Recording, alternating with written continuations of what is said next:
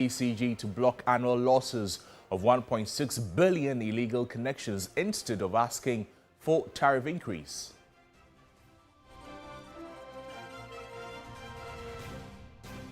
In the bulletin this morning, Ashanti region gears up for the funeral of the late Asantehemaa later today.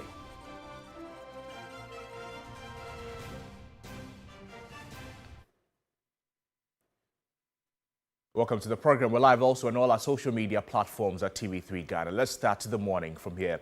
And former Chief Justice Gertrude Tokunu has filed an application challenging her removal by President John Dramani Mahama as Justice of the Supreme Court. She contends that the President's use of the warrant to remove her from the office of the Chief Justice cannot be extended to remove her as a Justice of the Supreme Court. In a motion seeking a judicial review, she's asking the High Court to order as null and unconstitutional the President's use of the removal warrant on September 1 this year, which stripped her of both the office of Chief Justice and as a Justice of the Superior Court of Judicature.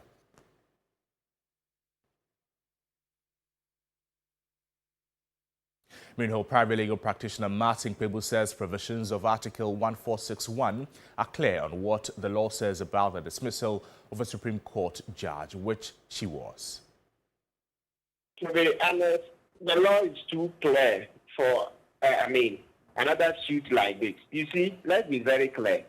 Every day you hear Article 146 in terms of her removal. When you go to 1461, it concerns the removal of a justice of a superior court. There is no mention of a chief justice. There is no provision in the Constitution about removal of a chief justice as a chief justice. The thing is about superior court justices. So you see that clearly, even though some of the petitions say removal of chief justice, in substance, they meant her removal as a superior court judge.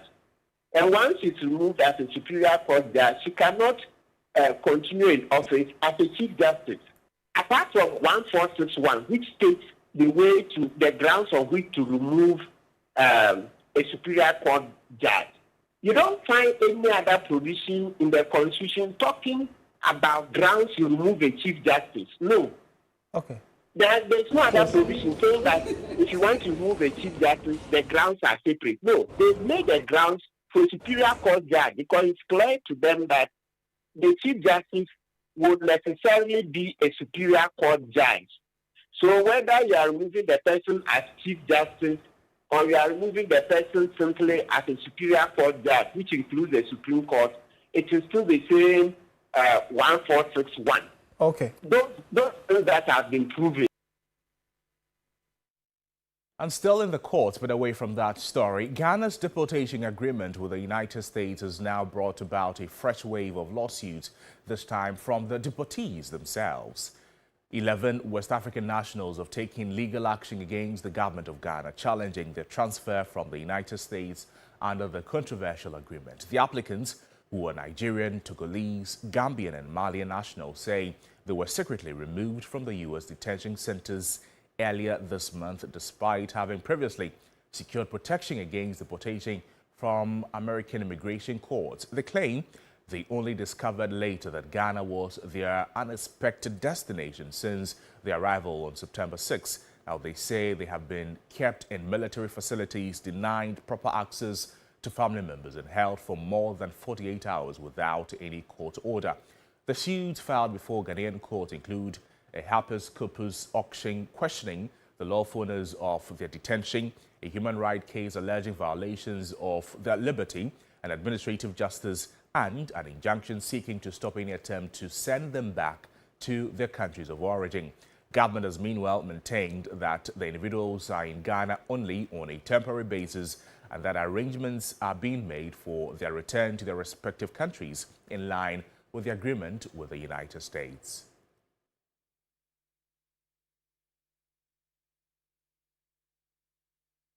Let's do some other stories this morning as Ghana is granting access to all Africans, especially West African nationals, to come and invest, settle and contribute to Ghana in their various capacities. Foreign Affairs Minister Samuel Okudzeto-Ablakwa, on the back of the controversial immigration policies of the US and some European countries, has thrown an invitation to all Africans.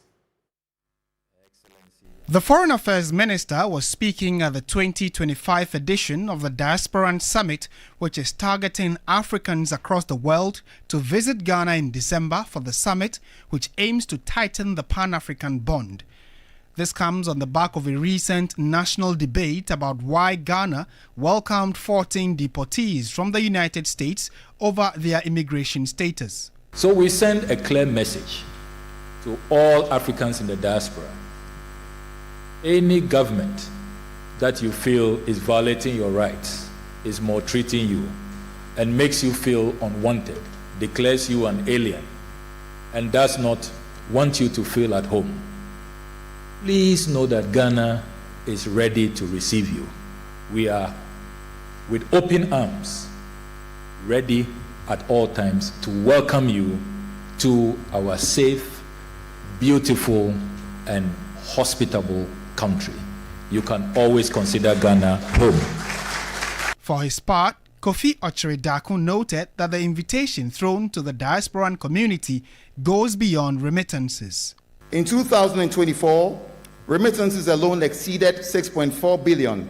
That's about 6% of our GDP. And in 2025, we're now on course to surpass 6.8 billion. As we speak, it's actually around 6.8 billion before the year ends in terms of remittances coming to Ghana. But the true value of the diaspora lies beyond finance, in the expertise of professionals, the innovation of entrepreneurs, the advocacy that connects Ghana to the world stage, spotlighting Ghana as a hub of innovation. At the Diaspora Affairs Office, our 2025 mandate is very simple: build bridges and break barriers. The theme for the 2025 Diaspora Summit is Resetting Ghana, the diaspora as the 17th region. And now, President John Dramani Mahama has reposed confidence in local contractors to perfectly execute the big push agenda that will drive local content and create jobs for the youth. Breaking the grounds for the commencement of the big push infrastructure drive, there is mounting pressure from the president, who has indicated his willingness to be personally involved in the monitoring the execution of all big push projects, with a priority to Ghana local contractors. The Dowenya-Afienya Road for years has been an albatross on the neck of residents and commuters on the stretch. During rainy seasons, it remains immotorable. President Mahama, after several promises by the past administration, fulfilled a long pledge to the people by formally cutting the sword for another set of work in the Greater Accra region under the Big Push Initiative. The Big Push Initiative entailing the reconstruction of a critical 24.8 kilometer Dodowa-Afienya-Dowenya Road.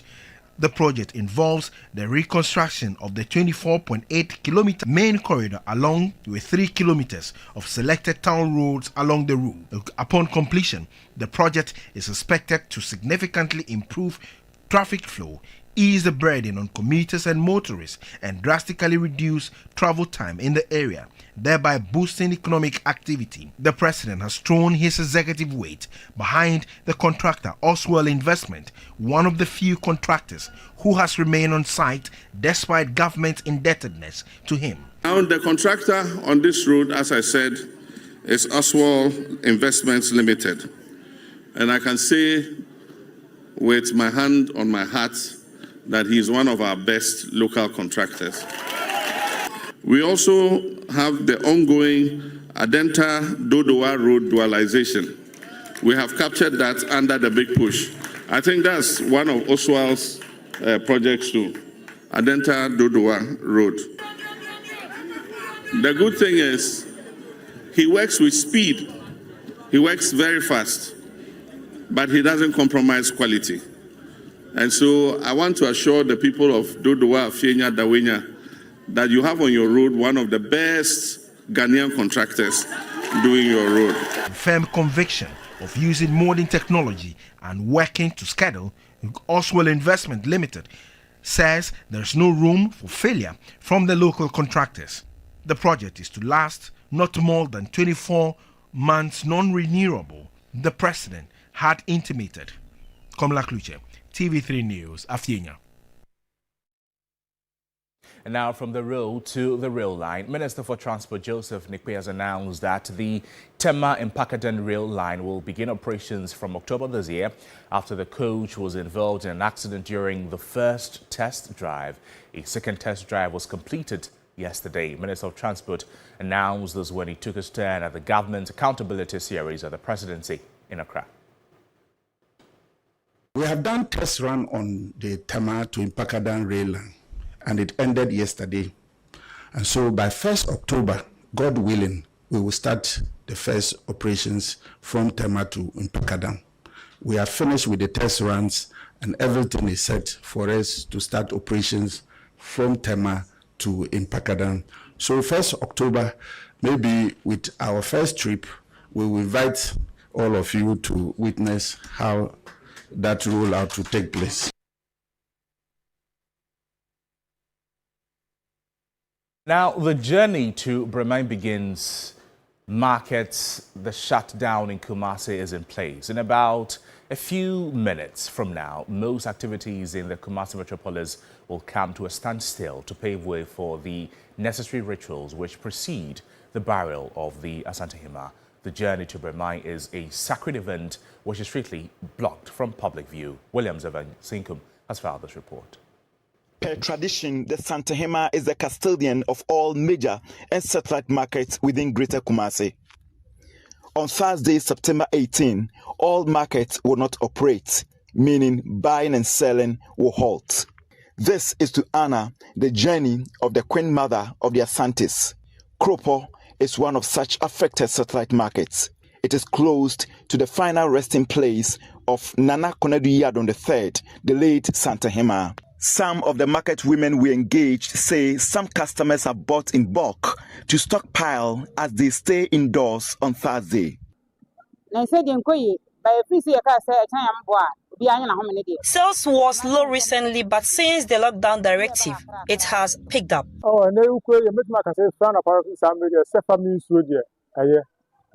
I have made sales today. Demand for water has been high on customers' scale of preference. The body of the Queen Mother will travel about 7 kilometers from the Mensha Palace to here, Breman, the Royal Cemetery. A sacred ritual which is blocked from public viewing. Away from that, a 30-year-old Ghanaian TikToker has been jailed for threatening to kill the president, members of parliament and other government officials. David Affle, who describes himself as Kwame Nkrumah II, was convicted on his own plea and given a 7-month jail term by an Accra Circuit Court. According to the prosecution, David Affle on August 31 posted a video on social media platform TikTok threatening to end the lives of all government officials and destroy diplomatic vehicles. He was subsequently arrested on September 13 and arraigned before the Circuit Court. The 30-year-old porter from Kaswa was charged with threat of death and offensive conduct to the breach of peace. In court on Wednesday, September 17, the accused pleaded guilty to offensive conduct but not guilty to threat of death. The prosecution, led by Inspector Abel Amane, then prayed the court to punish him, describing the rate at which the youth are using social media as alarming and threat to national security. The prosecution further pleaded with the court for an order to get the National Communication Authority and the accused person to delete the video from the internet. In his closing statement, David Affle, who had no legal representation, prayed for forgiveness, adding that he was not aware of what he was saying. In sentencing the accused person, the presiding judge, Jojo Amwa-Hagan, took cognizance of the fact that he did not waste the court's time and is a first-time offender. David Affle was sentenced to 7 months imprisonment. The judge further ordered the police to supervise the deletion of the viral video. Lord Edwasari, TV3 News. Away from that, the Electricity Company of Ghana makes annual losses of 1.6 billion cedis to illegal connections. Challenges like this is what customers expect the power distributor to manage before asking for an increment in tariff. The Accra public hearing for the 2025-2030 Major Tariff Review, the agitated customers described ECG's proposed 224% increment in its distribution service charge as totally flawed. Judge Craning has more here. As you are aware, utility service providers have tabled their proposals to the PURC. The current stage now is that consumers are being given the opportunity to engage one-on-one with these providers to ensure they explain in simple but relatable terms these proposals. And for the PURC, a major challenge is balancing the interests of consumers and that of the service providers. We are balancing the two and also taking care of the interests of the very poor through what we call the lifeliners and ensuring that the consumer, the utility providers, and then the extremely vulnerable people in the community are all taken care of in this tariff decision-making process. For some consumers, the approval for ECG should be put on hold until they do their homework well. I think for ECG's proposal, it's flawed.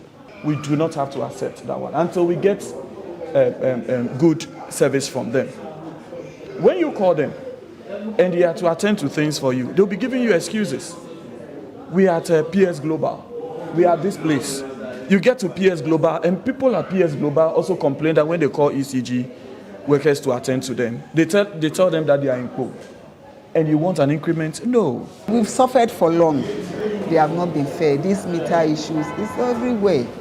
People apply for meters, and you pay, and you have to go and come, go and come, go and come. Somebody in there is saying that she paid 9,000 cedis for a single phase meter. But the correct charge is supposed to be 1,300 cedis. So it means that they are cheating us. Where is that money going to? I think half is okay, or 50% is okay. But the ECG is appealing to the PURC to approve their proposal to ensure they remain viable. We may have to take the opportunity to explain to them the basis of our proposal. And I believe that once we are able to explain to them, they will bear with us. Illegal connection is something that we are applying all resources to address. Let me also take this opportunity to announce to the public that we still have 6% incentive to any body that inform us concerning illegal connection. Once we recover the amount that the person has consumed illegally and the penalty, we'll calculate 6% of any amount we have recovered and pay it to this person. And the person too will be treated without such that nobody will know you provided the information. Hopefully by November, the final decision will be made and the full implementation will take effect from January 2026. Josh Quaiding, TV3 News, Accra. Now, experts in climate change and migration are urging the government to take swift and decisive action. They're calling for effective policies that tackle the growing impact of climate change across the country, warning that the consequences of inaction could be severe. According to them, if the government fails to respond, already strained efforts to mobilize resources to host communities could be pushed to the brink of worsening living conditions and threatening long-term development. The effects of climate change continue to hit communities hard across the country, with farmers and local residents bearing the brunt. Unpredictable rainfall patterns are causing frequent flooding, destroying farmland and disrupting livelihoods. Farmers say their crops are failing and their work is being severely impacted. Despite various government policies, many experts believe the country is still far from addressing the root causes and long-term effects of climate change. Currently, there's a funding gap of over $200 million, a major hurdle in implementing climate resilience programs. Climate change and migration experts are now urging the government to step up its investment. We want to use this document to engage policymakers. It's an advocacy tool, so we want to use it to show evidence that, guys, these are what's happening, this is the evidence. Can we come together and sit and come up with some action plans to deliver or resolve the issue? They are also calling for better coordination and alignment of policies to address the growing crisis. Have a kind of comprehensive policy setup. Now, IOM is working on migration, EPA is working on climate, and then we also have the issue of youth by a new ministry. So it's better for them to come together. Instead of doing activities or policies on their own, they can have a comprehensive policy to handle the issue. As the climate continues to change, the call is clear. More action, better policies, and urgent funding are needed to protect vulnerable communities. That's our package for you this morning, but there's always more news on our website, 3news.com. I am Noble Crosby, and a new day continues after this. Stay with us and have a great morning.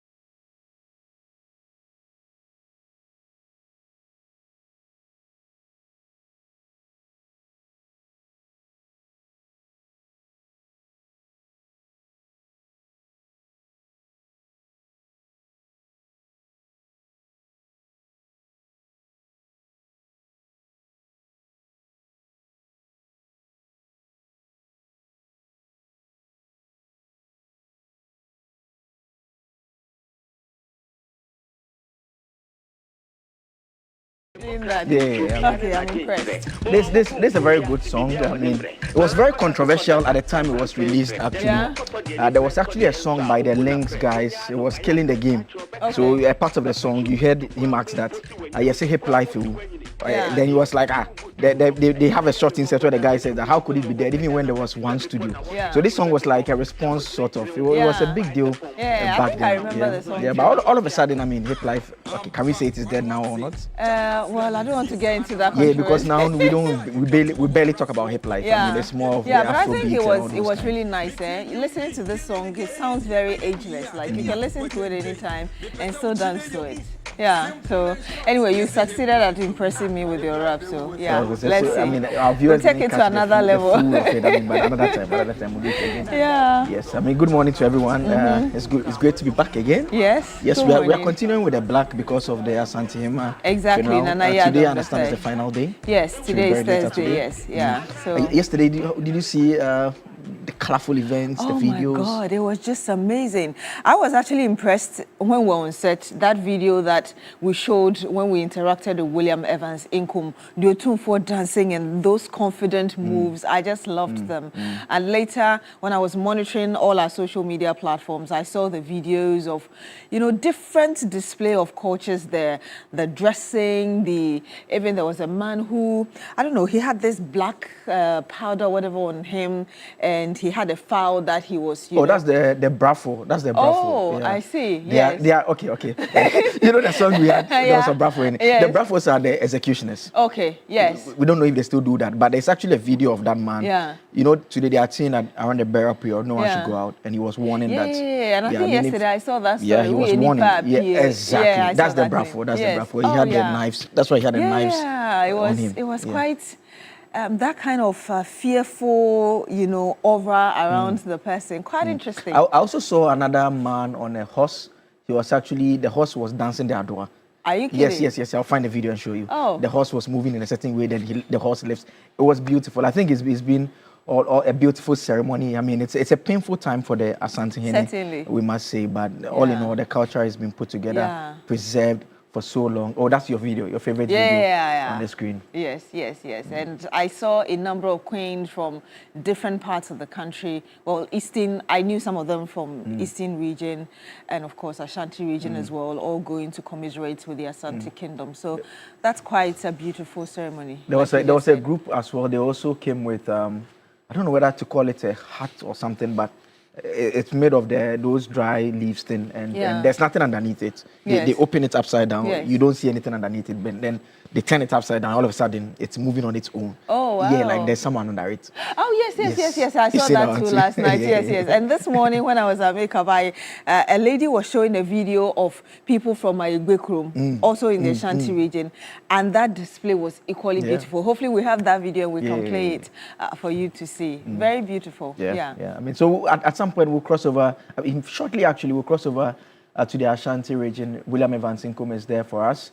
He'll bring us the very latest there. But as usual, we'll start with the This Morning segment. And today we are asking questions about the conversation surrounding hate speech. We know when you are inciting violence or hatred for a specific group of individuals, either based on ethnicity or religion or tribe, whatever it may be. I mean, the president recently has expressed concerns. We know that someone has been jailed 7 months for threatening to kill the president. And the president had expressed concerns about what is going on social media. The questions that many are asking is, how do we find that fine line to ensure that we are not cracking down on the ability of people to freely express themselves as we are doing now? Freedom of speech, people say, comes with responsibility. So you should be able to balance the two. Yes. So it's a question that we're going to put to our callers. You can call into the show and bring that. But a bit later on, Beatrice will be joined by a number of individuals on the big issue. Yes. The CJ removal issues. The CJ removal. The CJ has gone to court again. Okay. So we would want to delve into her grounds and really what she's presenting to the High Court against her removal. So we would want to go into that, as well as another big conversation happening. Oh, the individuals that we received. Yes. West African deportees. Yeah. Looks like they have issues with us already. So yes, they actually filed multiple suits against the government of Ghana, and I mean, it's interesting. I mean, Yeah. I have one question you should ask for me when your guest come in. Which is? The people, so someone from Nigeria, Mm-hmm. yeah, he's in US. Yeah. US is deporting him. Yes. Why must we take the person? Exactly. To take the person to Nigeria. Yeah. Why doesn't the person go to Nigeria Yeah, straight? and you know, some of the lawsuits, even in the US, some of the attorneys were explaining that the deportations, if you look at the grounds for deporting these individuals and the concerns of those deportees, it looks like it's even against the US immigration laws themselves. So, in fact, there's a case that I've seen that a federal judge raises questions about that. I'm sure all those are matters that you delve in extensively with your guest. But we also have cash out. 2,000 cedis to how many? 10 individuals? 8. Okay, 8 individuals. 2,000 cedis to 8 individuals. There's also a lot of other bonuses. So it's very simple. You can start right now. You dial *439# and follow the prompt and pick your favorite platform and enter.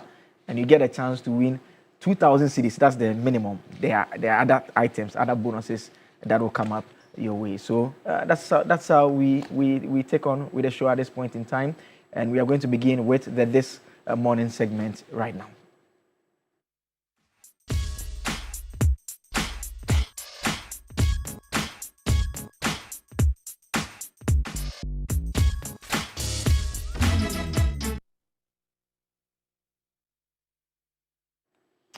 Right, so you can now call in and share your views with us on this particular subject of hate speech. And like I explained, it has to do with you are inciting violence, hatred against a select individuals or group of people. And the question being asked is that we see what happens on social media. I mean, one way or the other, we are all subjected to one form of abuse. I don't know how active you are there, but I have a general rule. When the post is controversial, I mute the notifications. Else, I see. Every now and then you get ping, you go and check and someone is insulting. Yeah. Even sometimes under this stream that we are doing right now, you can be checking. You see what is happening there. I mean, how do we draw the line? I mean, call in and share your views. It's quite interesting. Like when I went to Akwatia and of course I posted the report there were varied opinions. And you know, Akwatia, obviously, the MPP, the NDC, so depending on what people felt you were saying, they would have their own opinion and either come at you or applaud you. And the same thing with the removal of the CJ as well. When I posted something on Facebook and how some individuals just, took it very personally. And so I agree with you that, yes, they are not just attacking professionally, but personally as well. Okay, so we have a first caller, Alhaji. Good morning to you, sir. Thank you so much for joining us on Newday. If you can tell us where you're coming from and what your thought is on this very conversation we're having this morning, hate speech. Yeah, good morning. Good morning. Yes, sir. If you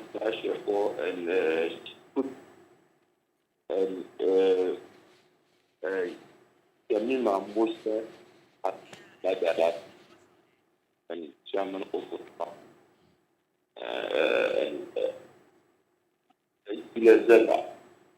you see, if you about the former chief justice, I think it's just I don't know what this woman wants. Because always, and you send the case into court, even ECOWAS court, and you send the case to ECOWAS court, and they remove you, and you still insist that they should bring you back. For what reason? What kind of life is that? CGA. That's what she said. Because if not so, you will give yourself problem. You are the one who coming out to beg, and and you come to make an appeal again. What kind of appeal you want to make? So I just have question to ask her. Former Electoral Commission chairperson, Madame Charlotte Fosse, did you know the lady? And she did there, and the remover, Madame Charlotte Fosse, she doesn't doing this thing. So you need to respect yourself and look about the country. Even if you send it back into court, the same judge who sits for the case, the same judge will sit for your case again. Because of we have a political people in our judiciary. So let's be careful for what we did in this country. If not so, we always talk. But in my conclusion, I just want to say something small. It's not part of the topic. Chairman General Mosquito started something going around. It's not bigger than the party. Thank you, Tom. That thank you. Chairman needs to stop it. He says he don't want people to disturb the President John Dramani Mahama. Now you have not started disturbing for President John Dramani Mahama. What kind of attitude is that? Thank you very much. Thank you very much, Alhaji. Alhaji has a lot on his chest this morning. Yeah. The CJ, and he seems to have some strong words. And even for his, well, I don't know whether he's a member of the NDC. I didn't hear him say that. But no, I didn't hear him say that. Yes, he's obviously not happy with what General Mosquito is doing, the chairman of the governing NDC. So, yes, so call in and share your views with us. What's on your heart? I mean, hate speech is what we are talking about this morning. And the president made a point very clear that he says we have the technology to be able to track your IP address, locate you. Because you have data, you may think you are hiding in some little part of the country or in some nice apartments, high-rise building somewhere else, and you are capable of just saying whatever you want to say. And the question that the president was actually asked was various accounts that have been created in the last couple of months, which appear to be pushing certain ethnocentric sentiments and making certain tribes look lower or inferior, and all those matters are things that, I mean, the president says are issues of concern, and wants some tighter regulation to bring it into a certain legal framework to make it much easier. But I mean, those are all aspects of the conversation that needs to be had, because the challenge would always be the fact that it may be abused by parties in power, by going after opponents who simply say things that they do not like. And that is the fear that many people have. Yeah, indeed. And I want us to go to the Ashanti region very briefly. William Evans Incoom. Okay, so William Evans Incoom will be joining us very shortly. And I think we were earlier talking about that funeral, the rites, ending today, and what we've seen so far, and a number of people getting to Ashanti region to pay their last respect, as it were. Again, this morning, I saw big wigs of the opposition NPP as well in the Ashanti region, obviously all clothed in black because of the nature of this ceremony currently being held, which will be drawn to a close today. William Evans Incoom is joining us now via video call. William, this celebration ends today. Just tell us what's happening this morning leading to the closure of this event. All right, so as you rightly said, this event is ending today. So today we are going to see the transition of Asantehemaa from Mensha Palace to Breman as tradition demands. I mean, it's a rite that is sacred. So there's going to be a lot of rituals. I mean, from 10 p.m. When the royals will cover an approximation or approximately 7 kilometers from Menshia to Breman. Of course, they will pass through Bantama, where some rituals will be performed before finally the body will be laid to rest at Breman Royal Cemetery. So that is what we are going to see. But even before that, we are expected to see some, events or series of events happening before 10 p.m. when the body is finally journeyed to Breman. And let me just run by you what we are expected to see today. Dignitaries who are expected to grace in today's occasion, of course, happens to be the final lap of the burial rites. So today we're expecting the President of the Republic, His Excellency John Dramani Mahama, together with the Vice President, Her Excellency Professor Jane Nana Opoku-Agyeman. And of course, we're also expecting the former President of the Republic, that is His Excellency Nana Addo Dankwa Akufo-Addo, and of course, His Excellency John Agyekum Kufuor.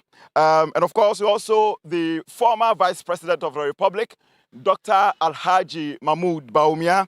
And of course, we're also expecting members of the diplomatic corps and the general public. So they are all expected here to bid a final farewell to Asantehemaa, the 14th Queen Mother of the Asante Kingdom, who is now late, of course, kicked the bucket and will soon be transitioned to Bremen as tradition demands. So, as you can see, the catafalque has been erected, which means that she's going to be laid in state.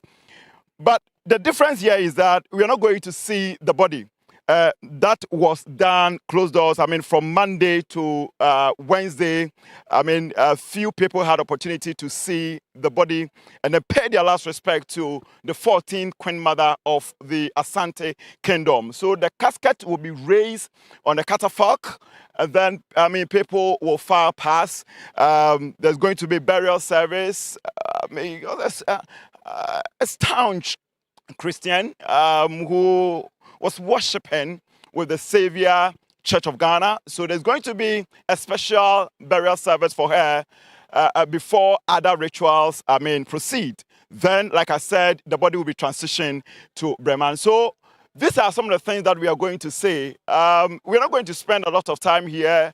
Remember that today we are expecting that at least or at most by 5 p.m., all necessary rituals that is open to the public would have been concluded before the final journey, which is sacred, and understand that it is not meant for public viewing. That is why everybody has been asked to stay home so that the necessary rituals can be performed as the transition begins. And indeed, calm atmosphere in the background there, William, we can all see. But if you can tell us, aside from the ceremony itself and the people who have come in so far, how people are feeling about this whole thing and the general sentiment from people who live in the Ashanti region. So we are going to have a mixture of two. We are talking about people ready to learn history. And yesterday I told you that even the regalia that the Asantehemaa wore communicates something profound.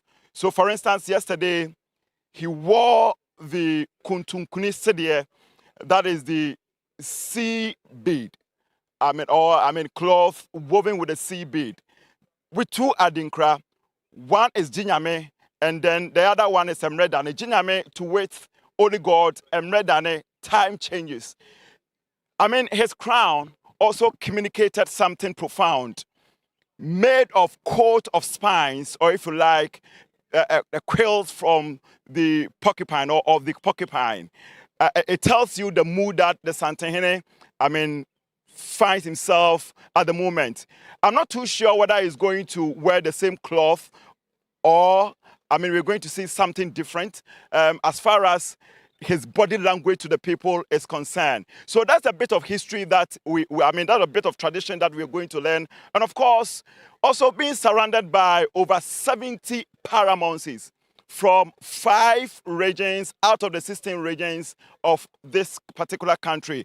And it tells you how great he is. And even beyond the borders of Ghana, because I can tell you that from Ivory Coast, we also have some chiefs who are coming. And of course, like the modern system of governance where we have ambassadors. If you go to overseas, he also has, I mean, people who also represent him. So, of course, if you go to the Americas, there are chiefs, there are Asante chiefs who also represent him. They are all coming to also mourn, I mean, with the king.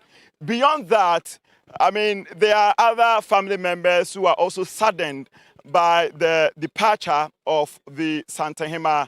But let me tell you what, for Asantehemaa, it's a great loss because as I speak to you now, all his immediate family members are gone.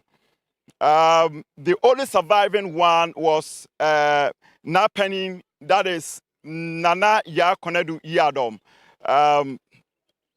The Asantehemaa, she's also gone. So ordinarily, you will define Asantehemaa in its current state as an orphan. But what gives him that level of morale, what gives him that level of hope is the thousands, over 100 or millions of people who are serving him as the king of the Asante land. So there's a lot to be learned today, and there's a lot that we're going to also learn as far as events as they pan out from the Venture Palace is concerned. Even where I am, there's a bit of history. But hey, I know that we're going to have an extensive coverage, and we're going to tell you all that you need to know as far as this particular event is concerned. Indeed, in the course of the day. But William, before you go, you talked about that high-profile personalities coming in today, the president and former president and the vice president as well. Can you paint a picture for us, the nature of security in the Ashanti region, and specifically around where this event is taking place? Well, so let me start from here. I mean, this place has been partitioned with barricades, and it tells you that there are places that you will, or has been zoned buffer zones.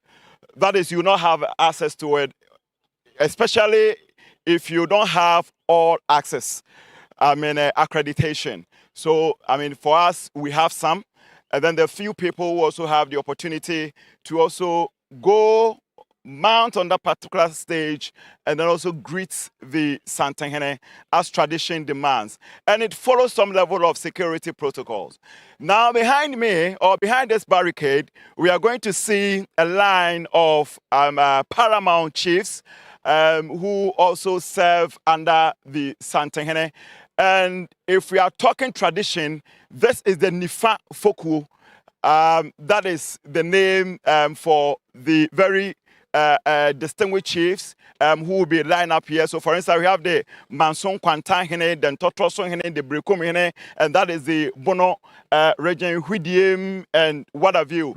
Then on my left, we have the Benkun Foku, and of course, they are also paramount chiefs coming from other traditional jurisdictions. They'll also be here, but you are only allowed here, I'm talking about this particular inner perimeter, when you have a particular a job to do, or especially when you have that opportunity to greet the Asantehemaa. That's the only time you have that opportunity to move around where I am currently. Said earlier that people have been asked to stay home, but can you tell us the traffic situation in the metropolis? Well, it looks like a holiday. There's not much of an activity going on as far as town is concerned. Security is still high. In as much as people are observing tradition, Menshia, we understand, is also mindful of the fact that people will also not use unscrupulous people, will also not steal the opportunity to perpetrate illegality or, embark on any criminal activity. So security is high as people even observe tradition.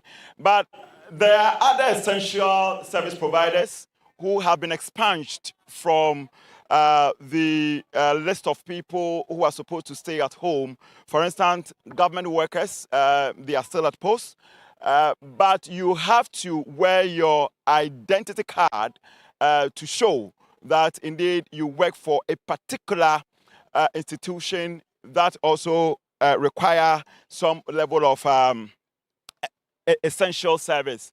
Yeah, so that is it. Of course, food vendors. But for all major market or satellite markets.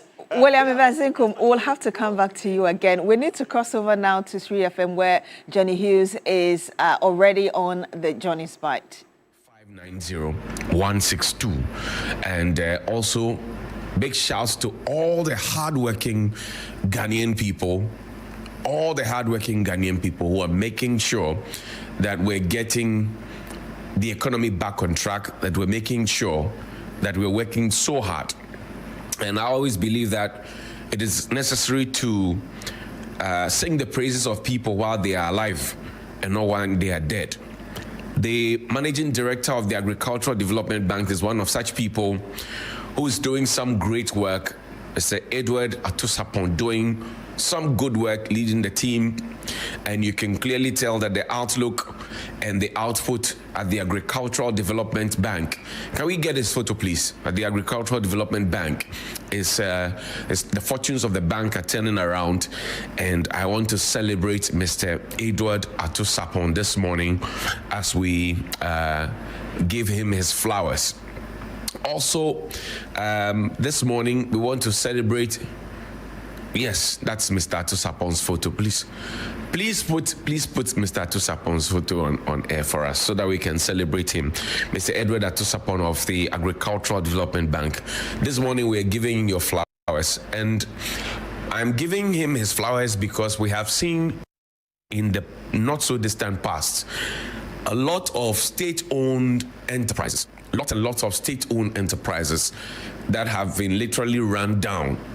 But he is changing the story at the Agricultural Development Bank, and I thought that this morning we should celebrate him and the rest of his team who work with him to make sure that things are looking good at the ADB. Now, today is not a happy day for Asantehemaa and for all those who are connected to Asantehemaa, or all those who admire and adore Asantehemaa, because the Queen Mother, Nana Konadu Yadom III, Her Royal Highness, goes home today. And I ought to say that the funeral has been so well organized. And today, for example, as Nana goes home, there are some directives. So shall like to share with you. Now, this is from the Mensha Palace. It's from the Funeral Planning Committee. And it says, Deportee, Nana Konadu Yadom III, Asantehemaa, in 1927 to 2025. Public announcement. Mensha Palace hereby reminds all chiefs, traditional leaders, and members attending the final funeral rites, Deportee, of Nana Konadu Yadom, Asantehemaa on the 18th of September 2025 of the following directives. Live ammunition. The use of live ammunition is strictly prohibited, and we've been talking about it here. So I'm happy that this directive is not coming from the Small Arms and Weapons Commission led by Dr. Adam Bona and supported by my good friend Reverend Carl Nianyetesoa, but the Asantehemaa and his team at Mensha are leading this, that the use of live ammunition is strictly prohibited. We know that they're supposed to use musketry and gunpowder of a certain power, and not to use live ammunition. So if you take it there, as they say in the barracks, warawujijriji. Musketry. Firing of muskets is allowed only when directed towards the sky, not at any person or the ground. Firing of muskets is allowed only when directed towards the sky, not at any person or the ground. And we have seen how people have lost their lives in recent time because we used live ammunition and we were not very careful. Compliance. Anyone found violating these rules will be arrested and subjected to appropriate legal action. All attendees are urged to strictly adhere to these regulations to ensure a safe and orderly burial ceremony signed by the Funeral Planning Committee. And this is a mark of leadership. Another mark of leadership is something that we got from the Ashanti Regional Coordinating Council from yesterday, and it's a public announcement. It reads, the Ashanti Regional Coordinating Council, in line with directives issued by the Mensha Palace and as part of the funeral and burial arrangements of the late Asantehemaa, announces the following. 1. Identification and uniforms. All essential government workers must wear the official service uniforms and carry valid identification cards. You know, there's some restriction of movement. So if you're an essential government worker, you must wear your official uniform and carry a valid identification card. The use of official vehicles. As much as practicable, essential government workers should commute to and from their duty stations in official government vehicles. 3. Compliance with movement restrictions. All exempted institutions and essential workers are advised to cooperate fully with security personnel and other regulatory agencies enforcing the movement restrictions. The Ashanti Regional Coordinating Council appreciates the cooperation of all stakeholders in ensuring a smooth and dignified observance of the funeral and burial arrangement of the late Asantehemaa. Honorable Dr. Frank Amakohene is the Ashanti Regional Minister, and these are the directives that you have. So again, it is in your own interest, if you're within the Ashanti region, to know that you cannot do some of the things that you may want to do. Now let's see a photo of the King. His Royal Majesty Otumfuo Osei II, in a very, very pensive mood, and you can clearly tell by his demeanor that, as they say on the streets, he's going through it. But he's been strong, he's been resilient, and we are very certain in our minds that as we unite to give the late Asantehemaa a wreath of songs, words and songs and thoughts, he will take solace in the fact that we appreciate whatever he's going through and we empathize with him. May the Asantehemaa rest in perfect peace. Now, there's an organization called the Viva Health Foundation. This morning, Friday, tomorrow, Saturday, the day after, and Sunday, they are in the Volta region, particularly in Keta, conducting free surgeries. These are led by 2 gallant soldiers, and they have been able to marshal their colleagues to be out there. Talking about Lieutenant Colonel Dr. Carl Asiwome Nuchuga and Major Randini Ofori-Taria, and all the other soldiers who are joining them, all the other civilian staff who are joining them and volunteering. They've been doing this for a couple of times now, a number of years now.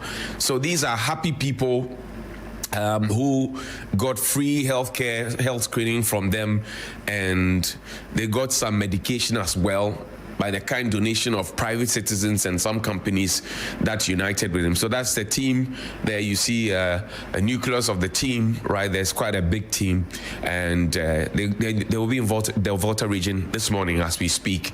And we love to see things like this. We love to see people help. They're going to do what? Hernia surgeries. They're going to do goiter. They're going to do thyroid. They mentioned a couple of them that they are going to do, and they are going to do it to the best of their ability. So, gentlemen, congratulations to you and well done, as they say, and thank you. Now, there are the highs and lows of the government that we thought as a media house you should know about. And per our research desk, Wisdom Safo and the team, Enoch and the team, were able to put this together so you can get a sense of how the government that you queued to go and vote for, who is supposed to be the government that's supposed to be working for you and not to be lording itself over you, is performing. And we want to continue this. Ghana's economy at a glance as of September 2025. And we've been complaining about the economy. Now, highs and lows you need to know. Number 1, the interest rate of the 91-day Treasury bill has decreased from 28% in January 2025 to 10% in August of 2025. The interest rate on the 91-day Treasury bill has decreased from 28% in January 2025 to 10% in August 2025. 2, out of every 5 loans issued by banks, 1 is not being repaid. Out of every 5 loans issued by a bank, 1 is a non-performing loan. what the bankers call NPL. It's not being paid. 3, by August 2025, Ghana exported $6.2 billion more than it imported. By August 2025, Ghana exported $6.2 billion more than it imported. And 4, last but not least, cocoa prices have fallen by 25% this year, dropping from $11,141 per ton in January to about $8,074 per ton in August. This credited to the Bank of Ghana and also to us, because we also had to do our checks to confirm these things. Now, let's talk about Galamsey. The menace of Galamsey is a big concern, a big worry. And somebody per mischief put it out there that, oh, I was very vocal about Galamsey, and these days I am not. I've always been vocal. But as I said before, people decide what they want to hear. So even if you say it, there have been times when my friends who are politicians will come and say, hey, today they said you the way you insulted. I said, how did I insult you? I'm only asking the questions. I'm only asking the questions. I listened to a tape where a woman at the market made so much sense that I am tempted to repeat her words in English or paraphrase. She said, no soldier, no government can solve Galamsey. The people who can solve Galamsey are the chiefs, because the chiefs know their jurisdictions.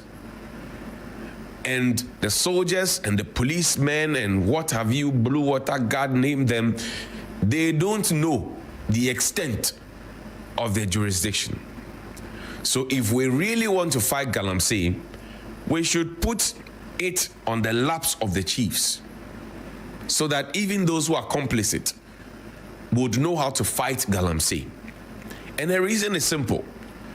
She said when you drive towards the eastern region and you're heading towards the Ashanti region, through the eastern region towards the Ashanti region, you will see chamfans right by this roadside being advertised for sale. And these chamfans are the ones that are sitting at the heart of the rivers and destroying our water bodies.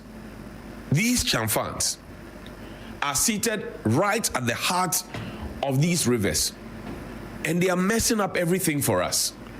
Yet we drive past the chamfans, which largely are manufactured here, and she's suggesting that, look, why don't you start burning those chamfans before they make their way into the bushes? Why don't you burn those chamfans that come through the port? Because apart from Galamsey, chamfans are not used for anything. So she made a lot of sense. And I support it. That's why I said most of the sense that we need in this country is on the streets. It's not book long. I am not sure that she has a degree, no. But she spoke a lot of sense. And I think that the people who are claiming to fight Galamsey or are attempting to fight Galamsey must be able to do this. There are a few Galamsey videos. Let's put them out there so people can appreciate the Ministry of Lands and Natural Resources. They've been able to destroy this Galamsey site. And we see that every now and then. What we do not pay, so that's somebody on a chamfan.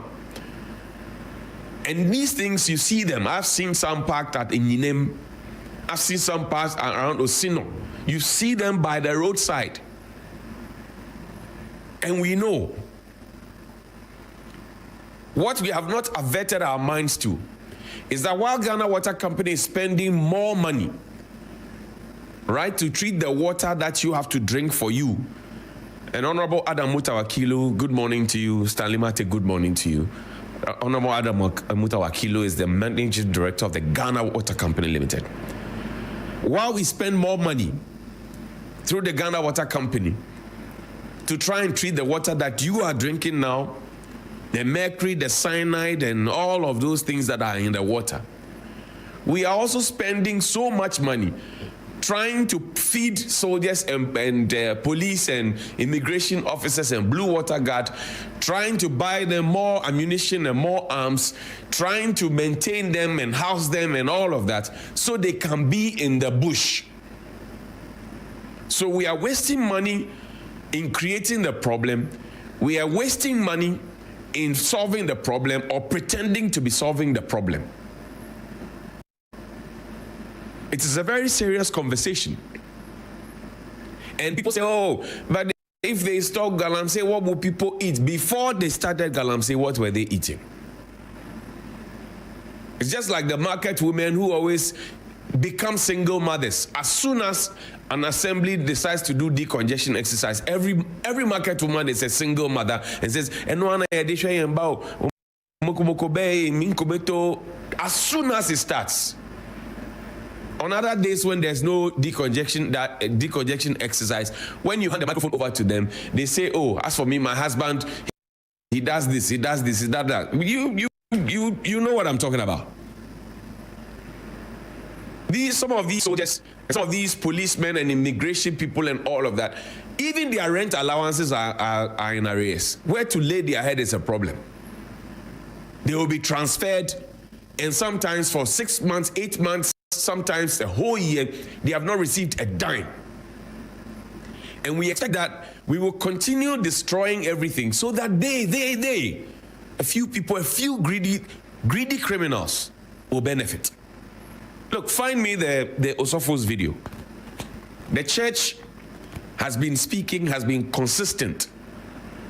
And I say I stand with the church. Please find me Father's video. Na ento ya sum se sen o se ye se som do ne magu amfa emu akakra ha set of emergency na so amti ase se an edu amafo enkwa eda nsenie enu a wo se ye hwe nti no on twentwa se kakra se bia na otwe miensa bosome baako usumie na anefa ne mamu kwam ansa na masan so atoa so wo se wo de wonye adan sika wo munti sika enkwa sika ntonkwa sika entonkwa sasa wakadi ya wanka seye Johnson ready egubo a obetime di akan eye okono e Ghana for e Ghana ye nyina ye ko etiasesa no no na se odukan to nye bibia nchese ni abre wo se ti emergency ne e ba na fe wo di kan na e to aso a na waja wo to bia ma hwan na enkwa e dada na aka na aka na ento ya sum se sen o se ye se som do ne magu amfa emu akakra ha set of emergency na so amti ase se an edu amafo enkwa eda nsenie enu a wo se ye hwe nti no on twentwa se kakra se bia na otwe miensa bosome baako usumie na anefa ne mamu kwam ansa na masan so atoaso wo se wo de wonye adan sika wo munti sika enkwa sika ntonkwa sika entonkwa sasa wakadi ya wanka seye. That's the Reverend Father Clement Kwesi J. He's the Secretary General of the Catholic Bishops' Conference. What he said in Chi is that, look, the state of emergency was a promise, and it has to be followed through. And in following through with the state of emergency, we can then complement it with other efforts to fight illegal mining or to combat illegal mining or this rape of nature or the environment. So he vehemently disagrees with those who suggest that it is money, there's money in there and people have to feed, because it says money cannot buy life. So whoever made that statement, whether it be the president or whoever made that statement, he didn't speak well. I've just paraphrased what he said to you.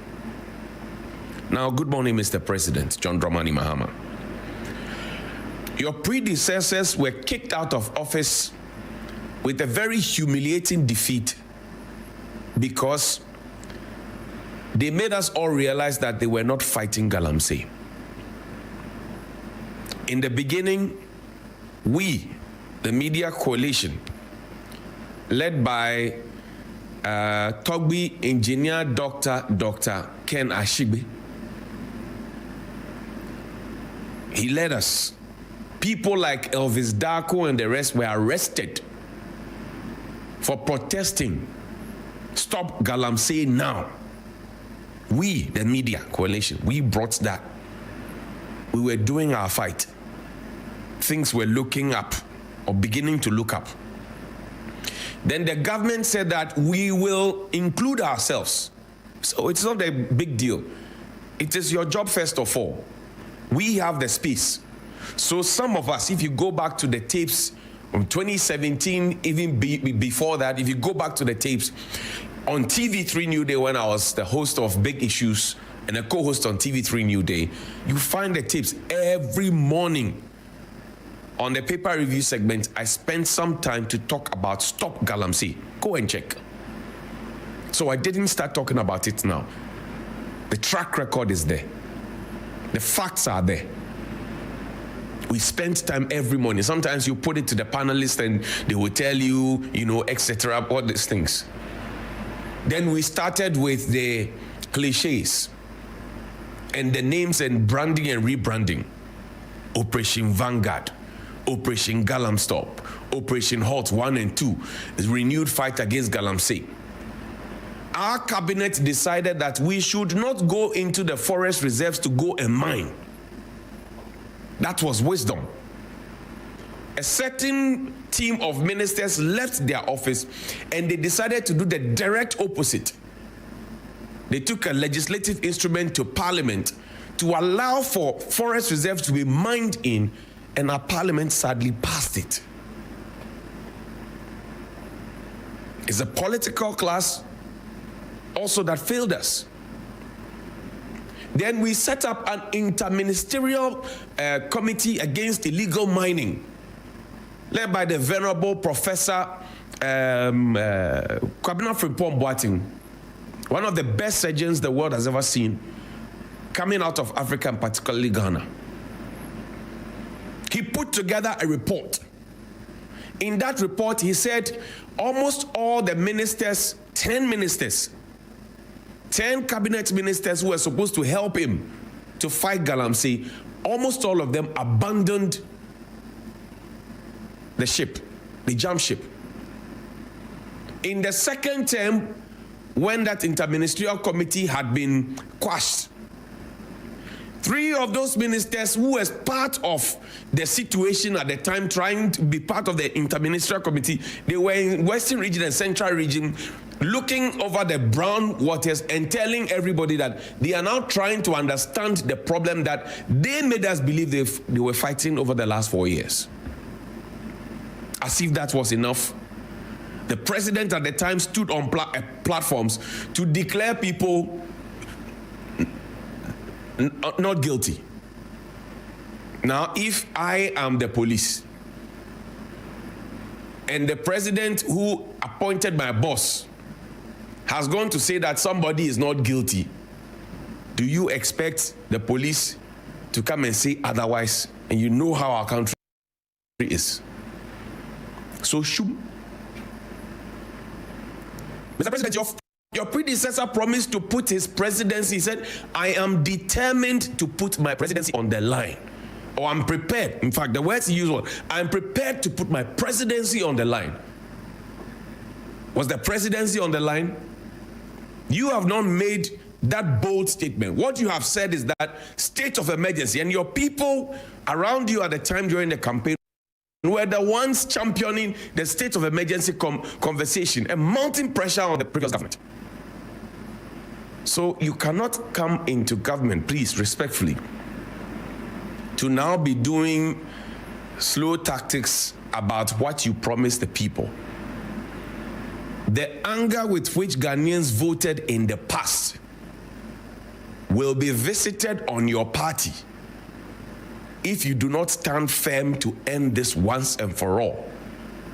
if not for today, at least for tomorrow, for the future, the children who are being born with defects, who are being born with special needs, the young people who are getting kidney and liver diseases, the old people who are dying.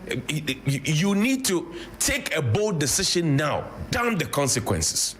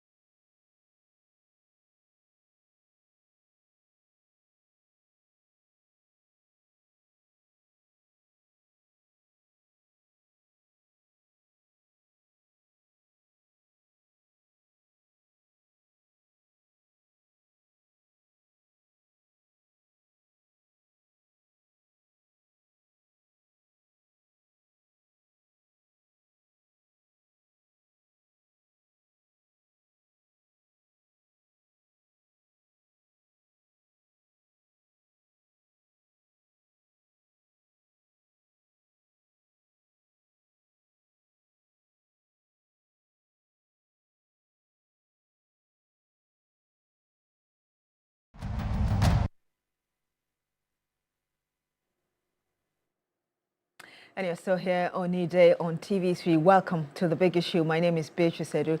And like we were telling you earlier, today we're going to look into that new suit filed by the dismissed Supreme Court judge and, of course, former CJ Gertrude Arba Isaba Tokonu. This time around, she's at the High Court challenging her removal as a justice of the Supreme Court. I'm sure if you followed the conversation, that dismissal letter, as it were, coming from the presidency, it stated that she had been removed from office as a justice of the Supreme Court as well as a Chief Justice. And so she's challenging the first bit, which is she being removed from office as a justice of the Superior Court. And of course, we'll also be going into that suit again filed by the 11 out of the 14 deportees brought into the country from the US, accusing Ghana of some human rights abuses and other issues they're raising. So we'll be going into all of that. We're privileged to have on the panel with us Nana Ajantra will be joining us very soon. She's a presidential staffer. But right here we have Madam Rodelyn Imoro Ayana, public interest advocate. Good morning to you, ma'am. It's always great to have you here. Great to be here too. Of course, we'll also be joined via video call by Kofi Bento, who is Vice President of Imani Ghana. He's actually on now, but I want to first get the preliminary thought of Madam Ayana here on the Chief Justice, the dismissed Chief Justice, first of all deciding to, again, go to the court to challenge her removal, this time around, not as a CJ, but as a Justice of the Supreme Court. What are your thoughts on it? Good morning to our cherished viewers. And good morning to ourselves as well. Good morning. I guess this whole issue with the Chief Justice is never going to end. She's come across as a proper litigant. So we should bottle up and actually wait for more suits to come. I'm rather surprised that she would even want to be part of the judiciary right now, or the structure of the Supreme Court. Having read the judgments given by a particular suit that she brought, I think that particular judgment made mention of the fact that whatever decision they were going to have to take before they dismissed, I'm not a lawyer, so it's certainly, difficult. yes, I'm just trying to put things, But I quite remember that I read something to the effect that that ruling was going to affect her being CJ and also a member of the Supreme Court. And that judgment, through whatever she brought out, you get me? So already from a suit that you brought from the beginning that they should throw this whole issue out. Yeah. You were made to understand that you're asking even for the case to be thrown out. There was no merit in it. And that whatever view that they had about you being a Chief Justice and at the same time a Supreme Court judge held to that position that you could not even function as both. And they felt that they were going to have to take that decision, even though it was painful and hurtful and everything, but they felt that doing justice to the people of Ghana, they had to take that decision. You had to lose that Supreme Court judge thing. Justice Tokonu, I wish that somebody could tell her that you can't always have everything that you want. You want to come back as a Supreme Court judge. It's a demotion, virtually, because you are Chief Justice. You leave, and then you say, I want to come back. I can still serve as a justice. I don't understand it, because I'm looking at a situation because where... you're the leader of the judiciary, and so that's why you're saying that she coming back as a justice is a demotion. Then you were a leader of a whole structure, and then you decide that now I want to be a subordinate. It doesn't work well. It doesn't sound well. And I'm asking her, if it was her at the helm of affairs as Chief Justice, assuming, and then she, somebody else is brought in that way, would she ever bench that person? Would she ever take that person to sit on any case? You're tainted already. There's nothing that you're going to say that the Ghanaian populace would understand or believe. You understand? You've already tainted your reputation. So the best thing you could have done was to just go home. I think she's a wonderful lawyer. You understand? So she could have at least managed to just go, set up, and wait for posterity to judge you. Whether you were maltreated or you were not treated well or whatever it was, Ghanaians will begin to see. But then for you to always want to fight a whole system, and then continuously you're jumping. You have jumped from here. You've even taken it abroad. You've gone to ECOWAS, and you still don't get it. But if you look at the writ she submitted and the suit, actually point 16 of her points or her grounds, she talked about she being advised by her counsel and believing that whatever her counsel is telling her is actually the truth. So do I hear you say that you think her lawyers are advising her wrongly? Her lawyers are advising her wrongly. And whatever external friends she has are advising her wrongly. Those same people advised her, you know, to drag on, go to ECOWAS, go to the Commonwealth Lawyers Association, go to whatever association, and she still lost everything, and you are still believing in that lawyer? That lawyer is actually putting you to ridicule. Your lawyer is putting you to ridicule. There is no way you are going to come back, because from the statement that was issued, you have been removed as Chief Justice and as a judge of the Superior Courts. So that's it. Go home. So she should fire her lawyers? You see, I think that right now, she doesn't need to fire them. They know themselves. Maybe she's not paying for any legal fees. Yes, maybe that's why. But you see, I'm looking at a situation where Justice Tokenu herself should be able to sit and think through. She's a Christian. And I am very sure that she knows that sometimes you are taken from one controversy and then raised in another field. I am very sure that she knows that things of this nature, we have seen people being disgraced. We saw Kwame Nkrumah go into jail and come back as president. You understand? So I don't see why she's fighting. Nelson Mandela in South Africa. Exactly. So why can't she just take it in good faith? The position of Supreme Court judge is not something that you can do now, because you have gone to the highest, which is the CJ, the Chief Justice. And I think that Justice Tokenu should take a break. As a woman to another woman, there's I think she's stressed, she's traumatized, and this whole fight affects you mentally. You understand? If you do not step back and take things in good faith, you will end up hurting your own self. You hurt your mental health, you hurt your physical self, and all that. And I don't think she needs that. I think what she's fighting for now, and something that she should have thought of, and something that she should have listened to people like us when we were saying, just resign and take your emoluments, take your retirement benefits. Don't do this. Now you've lost it all. She wants that back. So coming back as a Supreme Court judge, she still goes home with those benefits. And that's what she's fighting for. But it's too late. It's too late for you to come back and fight this. People advise you, just go. Go and negotiate your exit with the president of the day so that you can go home with your entitlements. You refused. You could fight. And I'm coming to you very shortly, Mr. Bento, but let me ask you this very briefly before I go to Kofi Bento, our lawyer and vice president of Imani Ghana. People feel that she still has her right. She's within her right to pursue this case to as far as she deems fit. She can pursue this case until she's 70. It's allowed. Then she would naturally not be even available for CJ. But is that the right thing to do?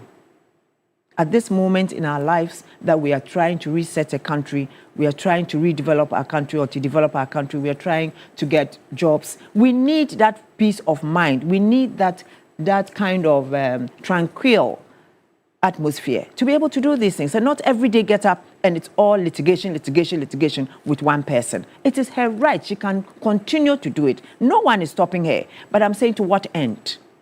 To what end? To what end? Ask. Let me come to you, Mr. Kofi Bento. Good morning to you. Thank you so much for joining us. Hello, Mr. Bento. Can you hear us? I can hear you. Do you hear me? Great. You were muted earlier. Good morning to you. Thank you so much for joining us on the big issue. Yes. So let me find out from you. I'm sure you heard Madam Ayana there with her argument, and even some cases that have already been decided. This time around, the dismissed CJ is in court because she says the petitions that were brought against her were brought against her to remove her as a Chief Justice and not as a Justice of the Superior Court. And so that's what she's in court challenging now. But the other side of the argument is that you're the same person. We are not dealing with two persons. So why do you fight for this? You're a lawyer. Where do you stand on this? Right. So good morning to everybody and Madam in the studio. Where I stand on it is that, look, I heard Madam saying she's not a lawyer, and then she proceeded to give some unsolicited advice. And then she made some comments as if to say, why is the CJ fighting this and how can she come back, etc. That's a very typical Ghanaian thing, and we, often do that. But in a matter like this, we need to appreciate that, one, that the CJ, as somebody who has been a judge for over 20 years, risen to the topmost position in the judiciary as Chief Justice, and also surrounded by her lawyers, etc., is well advised and properly competent to make some of those decisions herself. So I think that the unsolicited advice is fine, but we should not proceed to make some of these emotionally charged, I don't want to say suggestions, but maybe comments. Mr. Bento, before you continue, you think that whatever Madam Ayana said is rather more of emotions. You've heard even lawyers make that same argument. So let me finish my point. I am saying there is a tendency within the Ghanaian population for people to give some of these unsolicited advice, as if to say the person does not know what she's doing. And I'm saying that person, she doesn't need to. Madam says she's not a lawyer, but that person who we are talking about rose to the highest position in the judiciary in this country. So please, what I'm saying is that there is a reason why she will do what she's doing, and we should hold her, especially when you clearly express that you don't agree with her and you think she should go home, quote unquote. So please, let's leave it alone. Let the woman make her, decisions, and we can make the commentary and other things that we want to make and leave it there. My point substantially is this. Look, when you say things about, oh, it doesn't work well, it doesn't sound well, it doesn't look well, those are the emotive issues. But there is law, and you don't know, but the fact is that the law is better served when it is tested. And indeed, a lot of the cases and things that we apply happen because people rose up to test the law, and then better, explanations were given of the law. All right? It was laid out better. It was clarified better. Today, a lot of the cases or a lot of the situations we refer to are from the Ejechum case. Ejechum is a similar situation that went to the Supreme Court, and they used that opportunity to explain some of the provisions in the Constitution. That is the intention of law, that when the Constitution is written, not everything will be there. So when there are issues and situations rise, you take it there, and it gives opportunity to express the law further. So I'm simply saying that, look, we can say, oh, if left to me alone, I think she shouldn't do this or she shouldn't do that. But when we start adding the value judgments and start sounding a bit judgmental about it, and she's not being advised well, and I think we should tone down on some of those things. Look, as a lawyer, and you ask me if I'm a lawyer, I am happy this is happening. And honestly, just like Madam is saying, if CJ Tokonu was thinking about herself only, I don't think she will not be able to sustain herself or get another job or do whatever it is. What she's doing, okay, is maybe to her detriment, at least emotionally, but it is to the benefit of the rest of the country. Mr. Bento, start appreciating some of these things. Mr. Bento, I'll let you come in, but the question again is to what end? Because already you've taken cases to court that you've had the court say that they were unmeritorious. So why are you going to court with the same issues that eventually, not trying to be prejudicial, but the court may say that you don't really have the facts as you should? Okay, to what end? Let me explain what the law is. Number one, nothing is final in a constitutional republic unless there is a judicial pronouncement on it or the statute of limitations runs out on it. I repeat, nothing, even when you elect the president, when you are given an appointment to anything, it is not final until there is a judicial pronouncement on it or the statute of limitations runs. If you choose not to proceed to have a judicial pronouncement, then it remains as it is. So first thing that people must appreciate is that whatever is done in a constitutional republic, the courts have a say on it. And if whoever is affected decides to go to court, everything must wait for the judiciary to make a pronouncement on it. And let me explain the meaning of pronouncement. When you say, oh, she's tried here and she's tried there and it has not been successful, that is the design of the system. You start from lower courts. And I can tell you as a lawyer, there are people who lose at circuit courts. They lose at district court. They may lose at the high court. There are cases where the person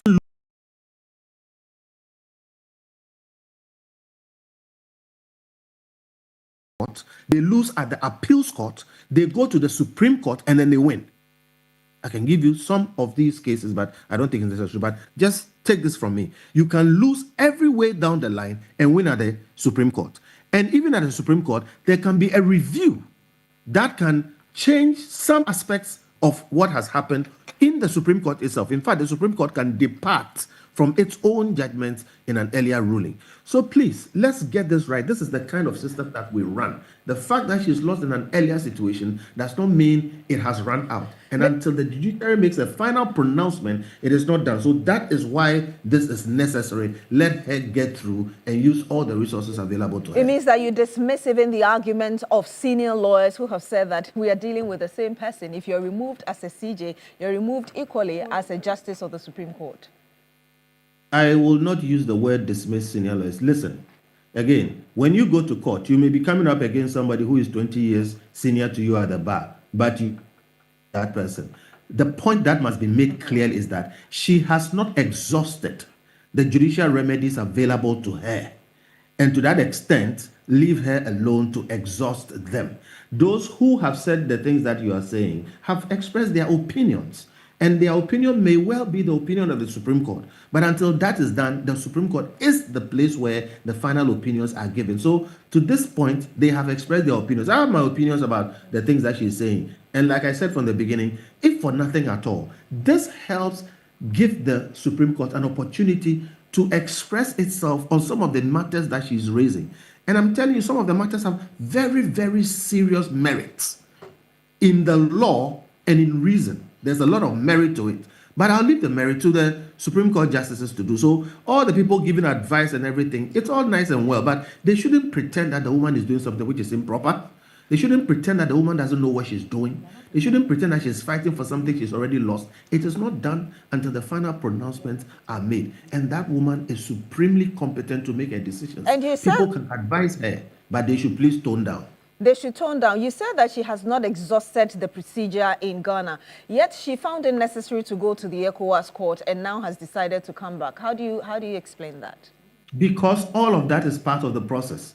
She is entitled to go to the ECOWAS court. She went, she got her response, and she's back. That did not foreclose her from continuing to use the processes in Ghana. Again, there are laws, and until you come into contact with them, you don't appreciate them very well. But yes, a person, she's not the only person who went to the ECOWAS court. A number of people have gone to the ECOWAS court. You can go there and come back. There are aspects that can go to different kinds of courts. There is international law, and there are laws that are binding on Ghana. So you see, we all have to learn.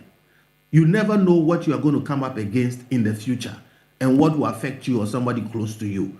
And so when you see some of these things happening, just learn. If you see that, oh, she went to the ECOWAS court, she's back. It doesn't matter what kind of response that she got. It tells you that maybe in certain cases that you might be confronted with in future, you may also be able to go to the ECOWAS court. And there's a reason why that court was formed. When you have a government that is set against you, and you have a situation where the judiciary is also more or less set against you. You have a situation where all the organs of state seem to be set against you because of the overwhelming power of the presidency. Sometimes your only recourse will be to go to places like ECOWAS, Commonwealth, or other places like that. So look, we all should tone down again. Let us learn. She has put herself up to test the systems to their full extent. I think she's doing the rest of us a favor. If for nothing at all, we will learn. We'll come back to that point you make about the system being against her, because I'll read a bit of the facts as presented in those proposals based on which the committee that was set up decided to recommend her removal. But you say that she going to the ECOWAS court is part of the process. The Attorney General decided not to file a response when she went there, because the office of the AG felt that the ECOWAS court didn't have any power or jurisdiction over what happens in Ghana and the judicial process here. Shouldn't that perhaps give the information that she was out of the way trying to get an external force to influence whatever happens here as regard her? Did I hear you say the Attorney General did not respond? Is that what you said? Yes. The AG said that it did not file any response to that case there because it didn't recognize the ECOWAS court as having any jurisdiction or influence at all on what pertains in our judicial system here. Again, yes, that is what the Attorney General says. But I think it is a stretch for anybody to say that the ECOWAS court does not have any jurisdiction whatsoever in things that happen in Ghana. I think there have been previous cases where the ECOWAS court has made rulings, and some of those rulings have been respected. Again, when you have judicial outcomes, you must just watch, study them, and then learn from them. The ECOWAS court clearly has jurisdiction on certain matters regarding this country. The Attorney General chose not to, and I think it's their prerogative that they chose not to. I don't think that ECOWAS court does not have any jurisdiction at all. I think in future situations, we might learn other things. So it's all part of a process. So like I said, the rest of us who are sitting on the sidelines, the best that we can do for ourselves is to learn and advise ourselves, because you never know when you will need to use those processes, and you have to go and study what went on so that you can get a better outcome. Let me ask you this before I come to Nanaya Ajantwa, presidential staffer, who's just joined us in studio. You say that the CJ has the right to go ahead with this case because the understanding is that the state apparatus or the entire state is against her. There are those who are even questioning her argument when it comes to Article 146 that she's using she's using to defend her case in the Supreme Court. If you read point 16 of her argument, she says that I am advised by counsel and believe same to be true that the president could not, by the warrant dated September 1, 2025, to remove me from both the offices of Chief Justice and as a Justice of the Superior Court for the following and other reasons. The petitions of Daniel Ofori. Okay, let me just read that. Shining Stars of Ghana and Ayamga Akologo Esquire were specifically for my removal from office as Chief Justice, not as Justice of the Superior Court. When you go to point 19, she says that it is clear that the process for appointing a Justice of the Supreme Court is different from the process for appointing a Chief Justice. 19, so that was 18. 19 says that further, the Chief Justice is the head of the judiciary responsible for the administration of the judiciary, a function not performed by other justices of the Supreme Court. That removal as a Chief Justice does not imply automatic removal as a Justice of the Superior Court, which includes the Supreme Court. And then 20 says that by purporting to remove me from office, both as a Justice of the Superior Court of Ghana and as a Chief Justice by a warrant, the President acted contrary to and in excess of powers conferred on him by Article 146 of the Constitution. But if you read Article 146, of course, from Clause 6 to 11 talks about the removal of the Chief Justice. But if you read from 1 to 5, it talks about removal of a Justice of the Court as well. So there are those who are arguing that even her own argument with Article 146 is contrary to what Article 146 states. How do you respond to that? In short, you are going into the merits of the matter, and I don't think it's proper. This is why the matter has gone before the Justice of the Supreme Court. Trust me, they have better resources and better knowledge and better experience to determine these matters, and we should not go into those merits here. And so I'm not going to go into the merits. But what I will say is that, one, it is clear that there is a matter there. There is a case there.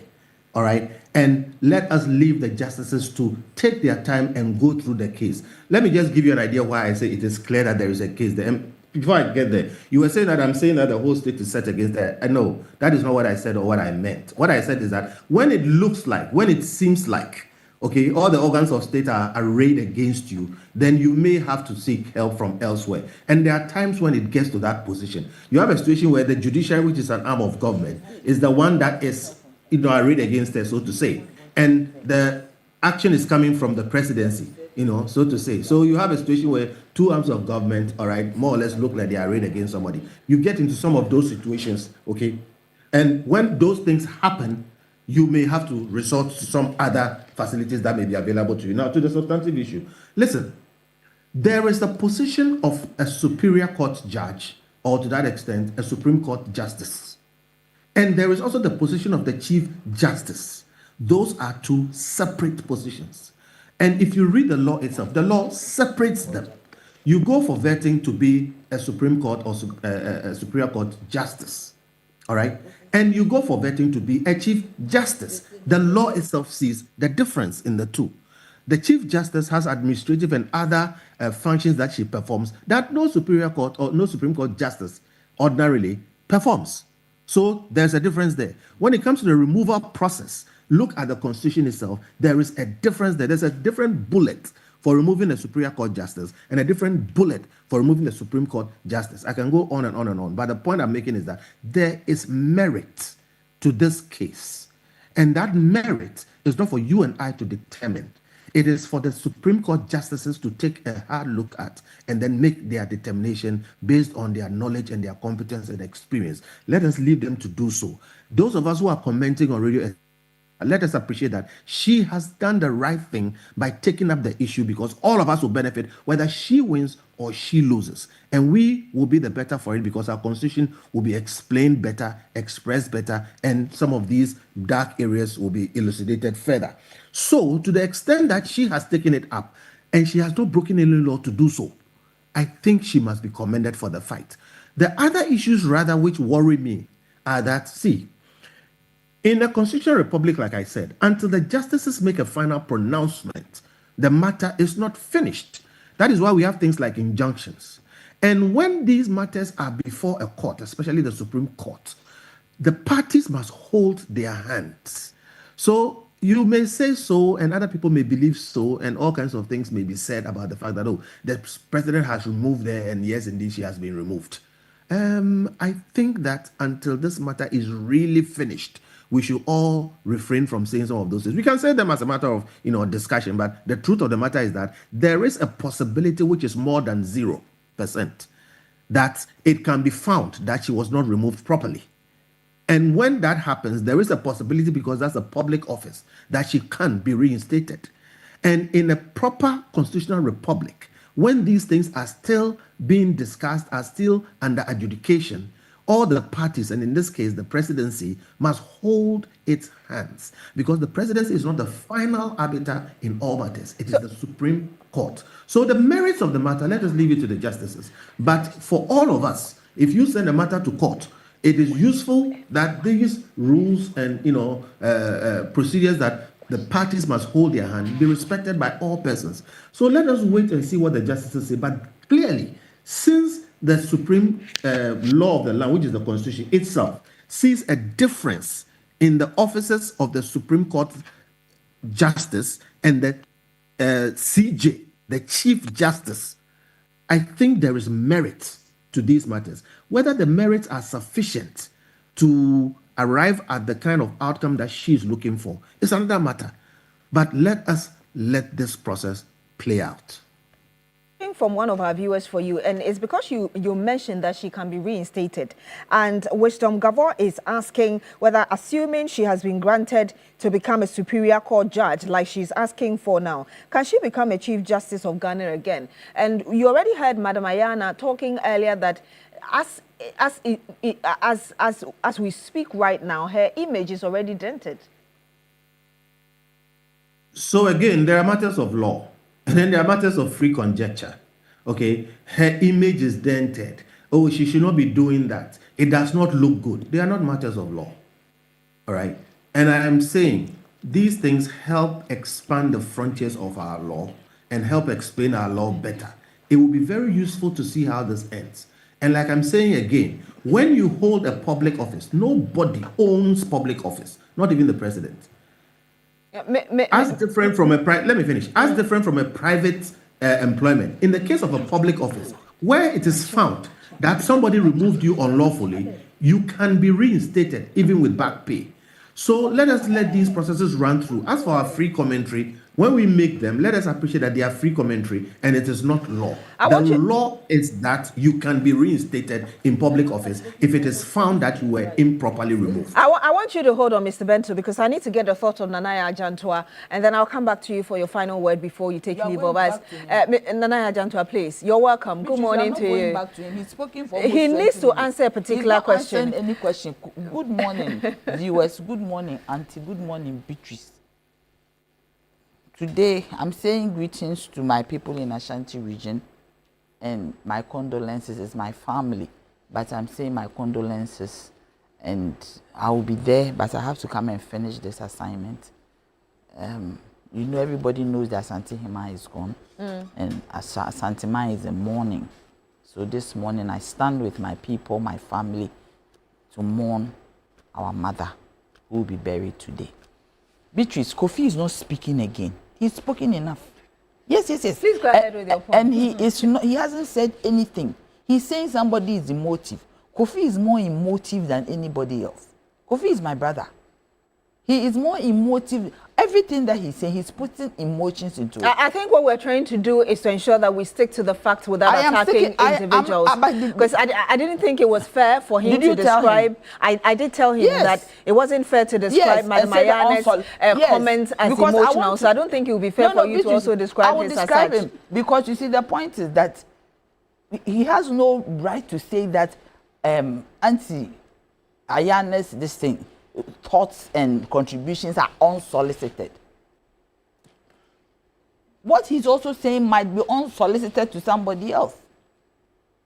I don't know whether he's one of the legal advisors to the CJ. The way he sold this thing about it. It is very wrong for Kofi to speak like that, especially speaking to a woman. It does not look well. And an elderly woman as such. So you shouldn't allow him to be on radio, TV, to be talking like that. I think I did tell him. Yes, so but I wanted to get the point you're making. He kept on saying it in other ways. Yes. And I'm just waiting to reply to him. Auntie, don't reply. I've done it for you. This is girls' matter. He is not supposed to be here. So the point, I just want your view on... What is my view? Yes. I mean, this thing has happened. Kofi is telling us that there should be a judicial pronouncement. Does the Constitution say that after the process ends, there should be a judicial pronouncement? Does the Constitution say so? The Constitution, in its letter, knew that the courts were there. But for the removal of the Chief Justice and the Justices of the Supreme Court, they made a provision in the Constitution. Is the Constitution not he should tell us, is the Constitution not the supreme law of the land? Is the Constitution, you see, everybody is behaving as if the Chief Justice is being vilified for nothing. And that is some witch hunt. Do you get me? The MPP are those who are interested, they know, they have the designs for witch hunting. And that is why maybe they are saying so. And I don't know why they are pushing... Are you accusing Kofi Bento of being MPP? Is he not? You should tell me if he's not. He's my brother. This is not like it's not somebody that he's on, so he had the opportunity to respond. Yes, I know. But if he's MPP, what's wrong? There's nothing wrong with he should not deny it. Oh, there's nothing wrong. People belong to parties. There's nothing wrong. And I wasn't even referring to him on this matter. I'm referring to all the assigns, the people who are in court with her, pushing her. You see, yesterday I saw something on your TV, and I was sad. The TikToker. Yes. Jail 7 months. This was a guy, he was alone. But behind the scenes, who was pushing him to do what he was doing? As he was, even though he didn't even have a lawyer. And looking at how he looked like, who was pushing him to do all the things? I believe this TikTok thing, you need data, right? This man didn't look like somebody who can even buy anything for himself. So who was financing him to do all those things? The same way Chief Justice is being pushed to go here. Listen to Kofi. Somebody is pushing him to go here, go there. She said in her affidavit that her lawyers are advising her, and she believes her lawyers. But Kofi is one of them. Is Kofi not one of them? The way Kofi is defending this matter like this, is he not one of them? He says he's talking as a lawyer. You see, and Kofi should not speak as if everything everybody has said is wrong. He's not a doyen of the law. He's part of it. And people interpret the law in pieces and in parts. And when we put everything together, you have a whole. Do you get me? So the Kofi is speaking as if whatever every contribution that people have given, it is null and void. It is not law. You see, the Chief Justice is. I'm happy that he said the Chief Justice is responsible for the administration of the judiciary. Because when all these things were going on, at a moment I paused and I said, everybody is saying that she's being witch hunted and all that. Let me sit back and see what's going on. I picked a letter and looked at the accusations. Then I looked for her conditions of service to see if actually she was wrong or right. Do you get me? Everybody says she was right to pay per diem to the husband and all that. When we finish, I'll send it to you.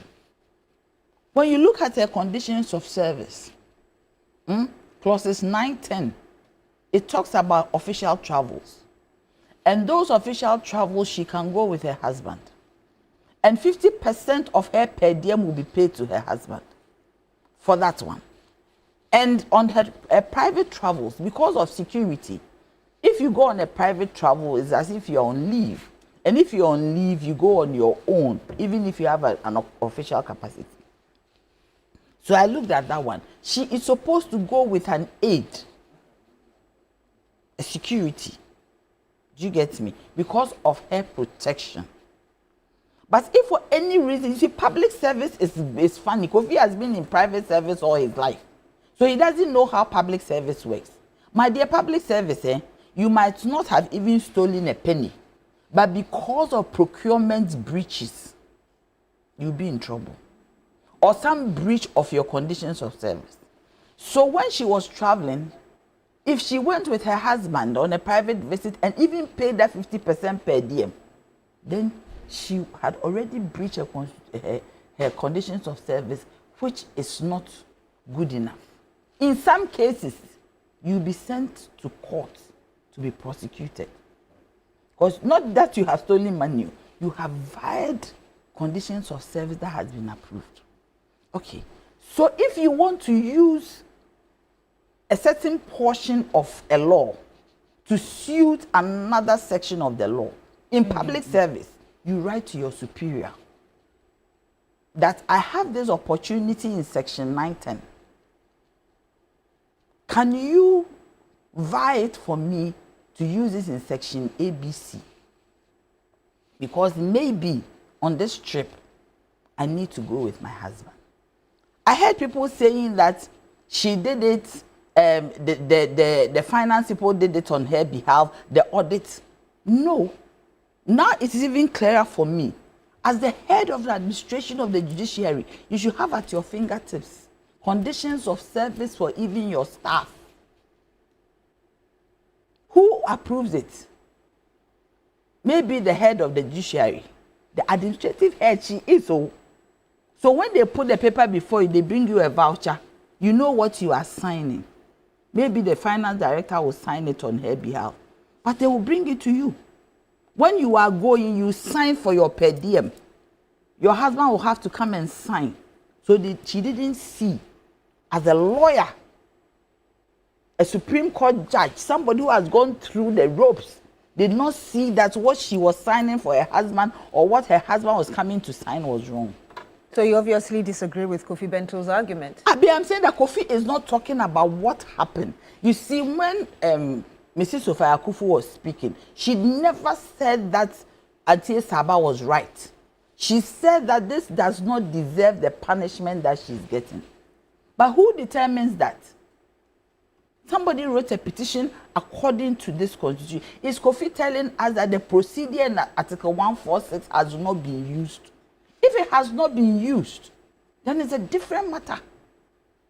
If it has been breached by step, even if somebody sends a petition and says that you did not look at my face properly and you squeezed your face and you pouted your lips at me, I write a petition and it goes before a committee as stipulated in the Constitution, and the committee believes that what the person is saying is very, very verifiable, that you did it,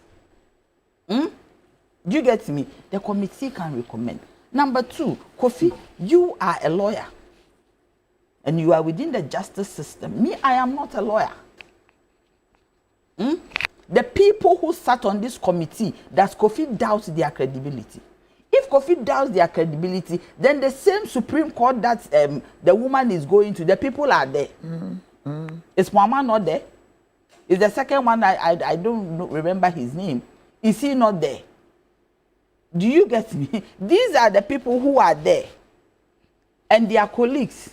So if you think that a Supreme Court judge who represents the Supreme Court sat on your case and did not do right, why then do you think that today you have to go to the Supreme Court? The arguments, Mr. Bentel, as well as those who are supporting the Chief Justice's decision to go ahead to petition this case, is that she is within her right to take this, to exhaust the process as far as she wants to. Say, my sweetheart, I am asking you, did this constitution say that when you finish, when the judgment is given by the committee, you have to be running around? It doesn't entirely say that, but does it even give provision that when this thing happens, you can go to the court and do this and do that?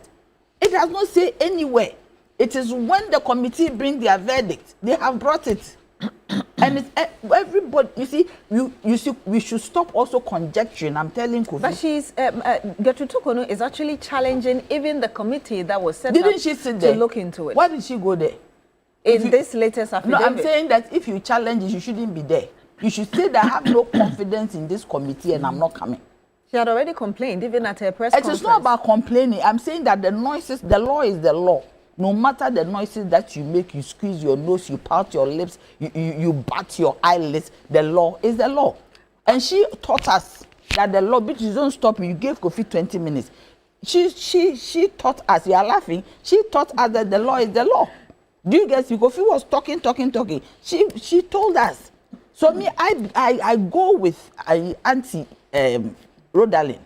Yeah, because she wanted to also respond to Mr. Bentel, and I'll get his final word, then we'll move on to a second subject. She's not going to respond. I've done it for her. So the point is that, Auntie, don't talk. If you want me to add more, I'll add it but for you. But she says she wants to talk. No, she'll talk about that, but the response, they have done it. So if you could wrap up for me. So that's what I'm coming to. So you see, you but you've spoken for some time. 20 minutes. I've been fair to you. No, you haven't. I have been timing Kofi.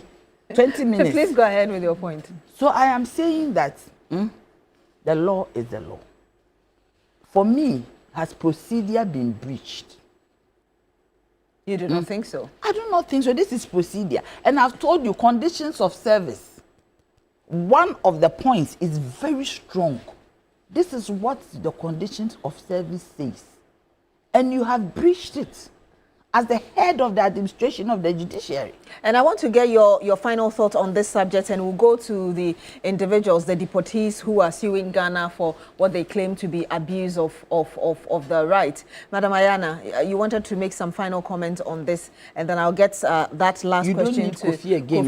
No, I'm just going to say that, you know, if you thought that my contributions were emotional and that my emotive and my suggestion was what? Unsolicited. Well, yes, I was just going to say that, yes, I think that one person who might want my advice this morning is the President of the Republic of Ghana, Mr. John Dramani Mahama. I think that by the end of this month, we should be having a new Chief Justice. It is important that this country continues, regardless of whatever noises are coming. We are not lawyers. I'm just talking as a public interest advocate, what people on the ground think. And people on the ground think that what I'm saying is right, I'm not being emotive, and I need to be able to say that this is what it is. So that is my advice this morning to the President of the Republic of Ghana. We need a new Chief Justice. You are saying that the acting should stop? No, the acting should stop. We need a proper Chief Justice. Proper Chief Justice, and then this will all end. Yeah. You understand? And people might say that it's in bad faith. There's nothing in bad faith. The law is the law. So the country must move on. The country must move on. That is one. And a judgment has been reached. She has been sacked, and that's it. And that's it. It's because maybe she thinks that somebody is acting. That's why she feels that she can be reinstated. This will not be in bad faith. We have now to she move wants on. to be reinstated not as Chief Justice. So she has accepted. But now she wants to. No, Benson she's is saying that asking if for she gets that, then she can also be reinstated. That's what As Mr. what? Bento As Chief whichever Justice. it is. So, Mr. Bento, if you're still on the line with us, just coming to you for your final. Yes, just coming to you for your final word. And I know that you mentioned earlier that it seems the state is against her, which is the reason she's taking this route. And that's actually my last question to you before we move on to our next question.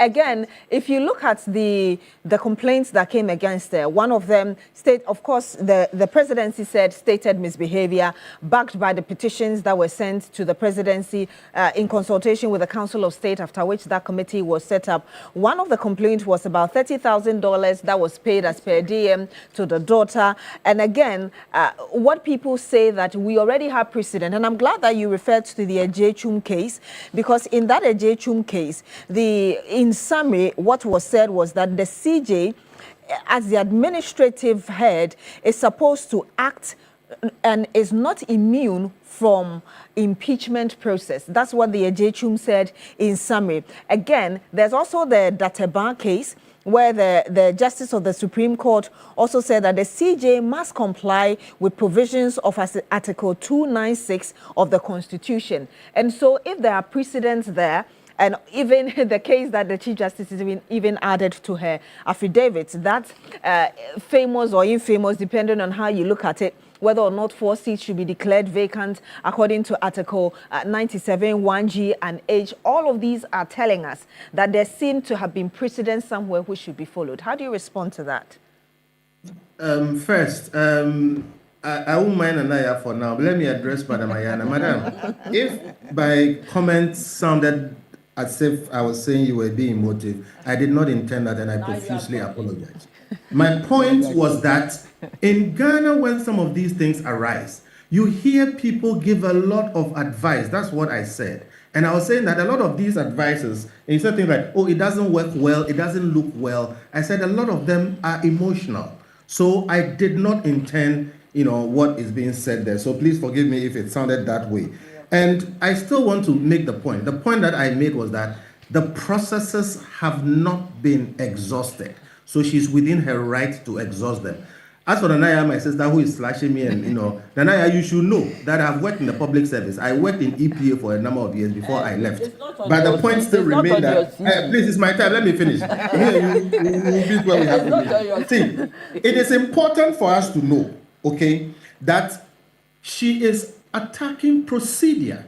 And I keep saying that, look, you may think that, why is she doing this? It is good for us. Whether she wins or she loses, it is good for us to exhaust the process. And please, let us all learn this fact that if you are in public office and you are wrongly removed, you have a right to be reinstated. These are all principles. And when we state these principles, we don't state them because of a particular personality. Look, I practice in the Supreme Court. And you will be surprised how many times I criticized some of the judgments that came out of Madam C.J. Tokono's Supreme Court. On birth certificate and the 7 zeros. And I had my issues about them. But facts are facts and principles are principles. So please, if there is a principle which is amenable to be exhausted in her favor, let her go through the process. That's all I'm saying. And we need to appreciate. I hear people say, there should be a new appointment of a new CJ. Madam Ayana just said that the country should move on. It is wrong. And that's the point that I made, that look, when you have legal processes ongoing, the parties must hold their hand. You cannot break the law trying to fulfill the law. As we speak, there are about at least four cases, all on procedure and other things relating to this matter. The proper thing for us to do, and for us, all citizens, to insist on the president doing, is for him also to be respectful and subject to the law, which is to the effect that let the processes be exhausted. Mr. Bento, let me just get clarity. Are you saying that there shouldn't be an appointment of a substantive Chief Justice until Gertrude Tokonu, her ladyship, is done with her petitions in court? Is that what you're saying? That is the position of the law. When there is a matter in court, you do not overreach the law. So you hold your hand and let the matter be exhausted. Yes, that's the law. She said she wants to be Supreme Court, not Chief Justice. What she's asking for Kofi, she said she wants to be a Supreme Court judge, not Chief Justice. So that position so she's has let to be go filled. of the Chief Justice. It Yes, has to be filled. Mr. Bento, can you hear the concerns of the panel? I am not dealing with the detail. I am simply saying, when you have judicial processes ongoing, you do not take actions that overreach the process. So it doesn't matter what she's looking for. I'm saying that as long as the matter is still under you can't say that. Please hold on. Because she's asking to be a Supreme Court judge again. Not as the Chief Justice. Yeah. So as long as her petition is concerned or whatever it is concerned, she has agreed that she's no longer Chief Justice, and that because she's not saying that I want to be Chief Justice. She said I want to be a Supreme Court judge. And so the Mr. Bento, I think the latest suit at the High Court is clear as regards what her demands are. Are you able to address that very briefly, and then we can move on to our next subject? And I think that's the point Madam Nanaya Janto and Madam Ayana are making. Hello, Mr. Bento. Okay. Sorry, yes. I hope you did hear my question. No, I didn't. I'm saying that the point is that in this latest suit at the High Court, she is asking to be reinstated as a judge or a justice of the Superior Court. Yeah, that's all. That's the clarity she brings to it, and that's the point both ladies in the studio are making to you. I have heard those points being made, and I've also made a different point. I'm saying what she's asking to be reinstated as, for me, is not the issue. The issue is that the processes have not been exhausted. She should be allowed to exhaust. That is number one. The point I made about what that specific issue is that there is a persuasive argument within the law, within the Constitution. And the persuasive argument is the fact that the positions of Chief Justice and a Supreme Court Justice are very different. The appointments are different. Their treatments are different. Their removal is different. In fact, if you appointed as a justice, if you make me make my point, you understand me. Mr. Bentulan, if you could do that in like 30 seconds, please. Well, the point I'm making is that there's persuasive argument in the law that they are different. To that extent, therefore, it is proper that we exhaust the adjudication of whether removal of a Chief Justice is the same as removal of a Supreme Court Justice. I'll leave it there. But the point is that Article 146 doesn't allow what she's doing right now. No, you don't have the competence. I just referred to... Let the Supreme Court justices make that determination. I have a different view, but I'm not going to canvass that view here. And it is not for you to make that determination. Let them. That is what is before the court. That is what is before the court. Let the court deal with it. Mr. Benta, I would like to say a big thank you to you for joining us. But before you go, let me just get your 30-second view on the deportees who have decided to sue Ghana because they claim, I will come to you, they claim that the country has abused their rights. In 30 seconds, please, and I'll come to the panel.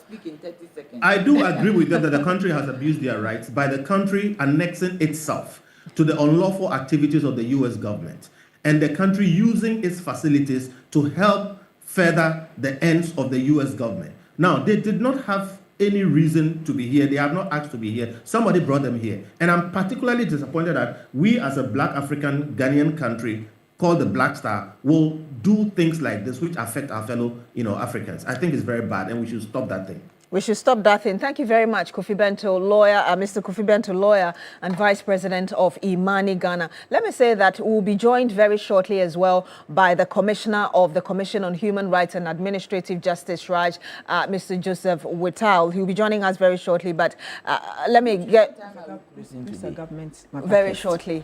Before 9 a.m. But I want to get, I want to get your thoughts on the individuals we decided to accept through that agreement with the United States of America who have now turned against the country, suing us over human rights abuses. Thank you very much. Beatrice, I first heard it during the press conference that we had with the president. And he said that so far 15 people have been brought in, and I think some number have been sent. 14 or 15. 14 has been sent 14 had been sent to Nigeria. To Nigeria, where they come from. So it's left with only one. So which is Gambian. So which is the 11 that is saying? You get me? Because I don't know about this. They said they are still detained within some military centers, and the conditions of their living very bad. I do not think that this president will detain people. They are all gone.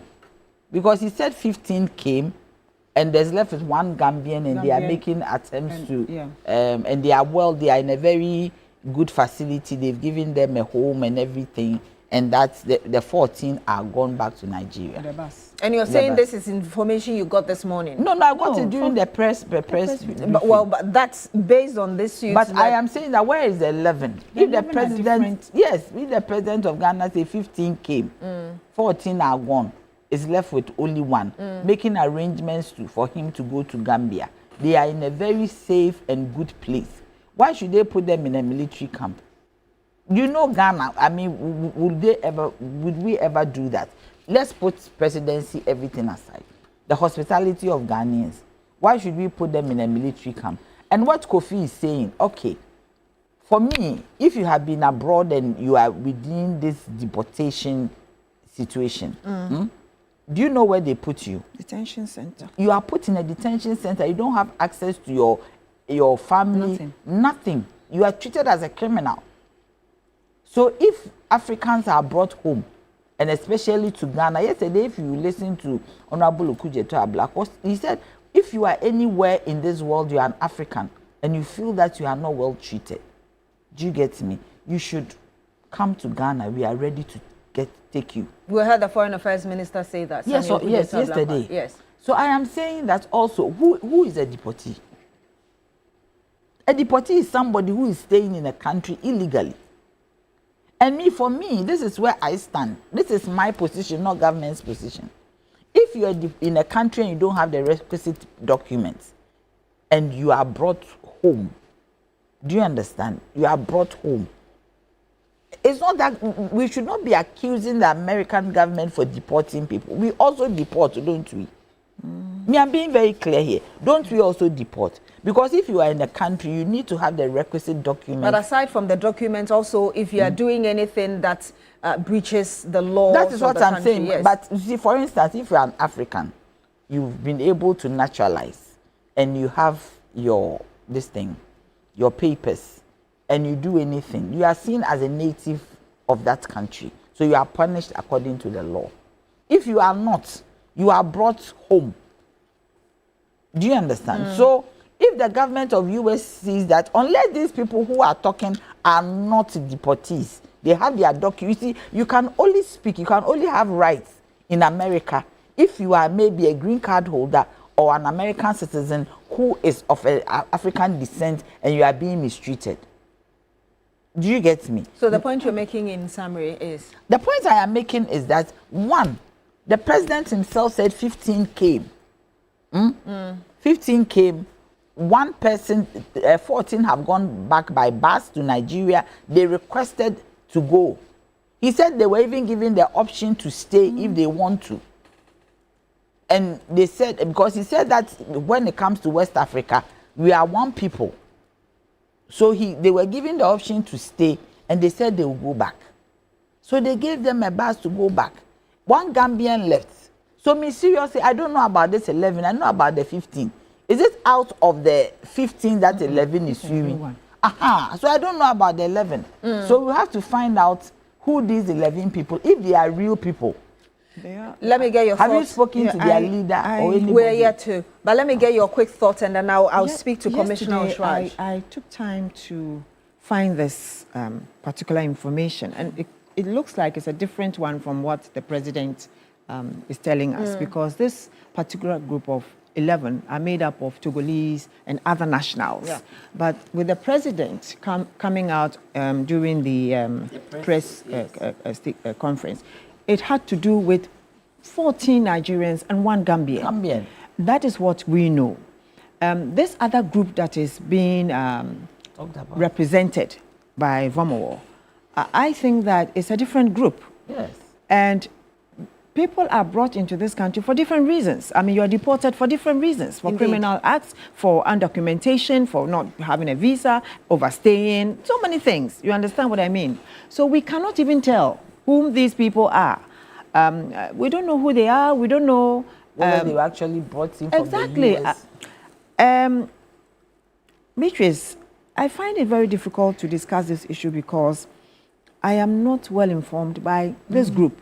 All I know is that a group that is being represented by Vamo is suing the Ghana government for maltreatment. And I'm asking, where are they? Where are they? Where have they put them? Why haven't we heard about them?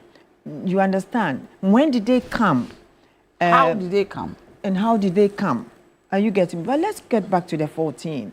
The 14 that, or 15 that came, and 14 Nigerians went back, and one Gambian. Stories from the group that I was reading, they were saying that one of them had been followed, the group that came, this 11, one of them apparently had been brought and had been sent back to Gambia and was being hounded because he was a bisexual. In Gambia? Yes. Yes, you understand? That one, is it our business? And that one has nothing to do with us. First and foremost, if you're a Gambian, what are the laws governing homosexuality and bisexual acts in the Gambia? And the second thing is that I find it very strange that somebody who has this would even be deported from America. Maybe because it's a Trump regime. But if he went during the Obama regime, which was more lenient to bisexuals, I am sure he would have been documented. He would have been documented. So why would he be deported? Do you get me? Then all those other people, the Togolese and the likes, I find it strange that we haven't heard. But this 14 that they had the opportunity to stay because of ECOWAS protocols of movements among ECOWAS states. And the president did say that they opted to go home. So it was only this one Gambian, and this Gambian who's supposed to be a bisexual, I don't know if he's part of this group. All right. And I want us to get a very quick word from the commissioner of the of Shraj, Joseph Wetao, because this same story has been published by Labour General, giving credit to the CNN, which says 11 West African nationals hailing from countries including Nigeria, Liberia, Togo, the Gambia, and Mali have filed a legal challenge. Yes, that's the source. They are giving the source to CNN against the Ghanaian government, accusing it of unlawfully detaining them after secretive transfer from immigration detention centers in the United States. The case lodged at the Human Rights Division of the High Court in Accra raises serious allegations of human rights violations and breaches of both Ghanaian and international law. Mr. Wetao, good morning to you. Thank you so much for joining us. Good morning, Beatrice. If you can tell us what your general understanding of, as regards what's going on, really, what's your general understanding of it? Right. I think from your discussants, it's obvious that we need certainty about the group that is currently before the Ghanaian courts. For the president's statement during the media encounter, he was very clear that they opted to be transported to Nigeria because there were only Nigerians and one Gambian. But from the CNN reportage, it's obvious that Bakavomo and co are in the High Court seeking a remedy of habeas corpus. That means they are certainly in Ghana because they will not be asking for the bodies of those people to be presented in court if they are not in Ghana. So it means that there are certainly different categories of deportees we are dealing with here. So today is supposed to be the day that they'll be in court and we'll get to know who they really are. But once they are before the Human Rights Court, the Constitution of Ghana provides protection for all persons who reside in Ghana. And they will present their case as to why they think they are being subjected to certain treatment that is contrary to the constitutional expectations that should go to everybody. So that is my understanding for now. That's your understanding. Yes, that they are real, they are in Ghana, and that they have counsel and they are seeking protection from the courts of Ghana. I mean, great point you made about seeking clarity, which is the same point that Madam Nanaya Jantua, as well as Madam Ayana, just said some minutes ago. But what implications do you foresee? I mean, this is already in the international press. Implications for us? Yeah, well, as for immigration and immigration law, we need clarity because I have listened to the Foreign Affairs Minister. He says they have an MOU with the Trump administration and of course to accept deportees through Ghana temporarily to transit them to third countries. Now, my concern is if that MOU does not measure up to the treaties and conventions which Ghana has ratified in terms of how such deportees should come into Ghana, then we'll have a difficulty.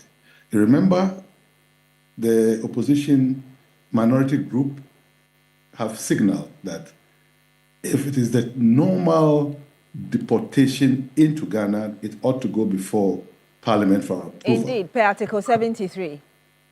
Exactly. But the question now is, the Foreign Affairs Minister seems to want to explain it away with this is an MOU between them and that it does not ripen to the need to put them before Parliament. So there are so many gray areas yet, and I'm happy that this challenge is coming up because the application is seeking clarity. They will bring their facts before the court, and the Attorney General to be able to give the facts from the government side so that the Ghanaian public will be better edified.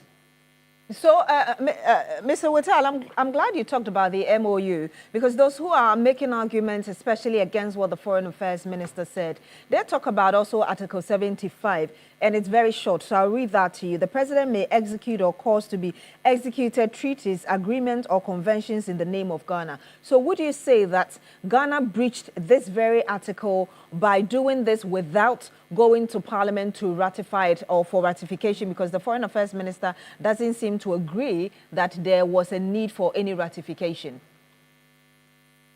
I would not fault the government right away because, one, the use of the word temporal, they are passing through, they are being deported through Ghana temporarily on their way to their nationality of origin.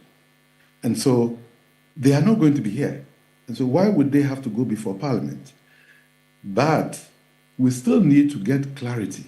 If the people are taking advantage of the laws of Ghana, that if you take us to our home countries, this is the treatment that is awaiting us. Ghana, in the International Community of Nations, has a duty to protect these people. So it will then ripen to having to approach Parliament for approval to legitimize their status. That is, if the court rules that they ought to be protected and be made to reside in Ghana. Mr. Whittal, we're grateful that you made time to join us this morning on The Big Issue on TV3. Thank you, Beatrice. Thank you very much, Joseph Whittal. He is the Commissioner of SRAJ, the Commission on Human Rights and Administrative Justice. Thank you so much for sharing those views with us. Of course, he's also a lawyer as well. That'll be it for The Big Issue on Newday on TV3. So once again, thank you, the Commissioner of SRAJ, Joseph Whittal, for joining us via video call, as well to you. That if the people are incarcerated, yes, in some military installation and they are being mistreated, who is releasing them today to appear before court? Let's hope that we'll get some clarity. So why don't you call their lawyer? Yes, no, call their lawyer. Our time is up. I mean, we have our news. I mean, later on. Our news coming up, so we certainly will get an update because on that. It doesn't make sense. This whole thing doesn't sound right. Sure. Thank you very much, Madam Nanaya Ajanto, our presidential staffer, for joining us on The Big Issue, as well to you, Madam Rodeline Imoro Ayana, public interest advocate, for joining us on The Big Issue. But before we go, Media General invites you to the National Thought Leadership Forum under the theme From Blueprint to Brick, Making Affordable Housing Work. Now, this convening and roundtable reflections will assemble policymakers, financiers, developers, traditional leaders, and innovators to move the conversation from policy to practice. It will showcase real housing prototypes, explore financing models, and launch a practical roadmap for affordable housing delivery in Ghana. Do note that the event is scheduled for Tuesday, the 23rd of September 2025 from 8 a.m. to 11 a.m. at the Labadi Beach Hotel or Manye Hall. Now, the program will also feature contributions from established speakers like Dr. Edward Atosapon, Managing Director, ADB Bank, Mr. Gideon Akrufi, Executive Chairman, Rehoboth Properties Limited, and the keynote speaker, Honorable Kenneth Gilbert Ejay, the Minister for Housing. And now this event will be broadcast live right here on TV3, also on 3FM 92.7, amplified across our digital platforms and on shrinews.com. Remember that for enquiries, you can always call Lily at 05927642779 and Alfred at 02412726606. This advert is brought to you by ADB Bank and proudly sponsored by Rehoboth Properties Limited and supported by Syntex Tank, Lakeside Estate and Labadi Beach Hotel. You're still here on New Day on TV3. My name is Beatrice Edu. Stay with us. We'll be right back.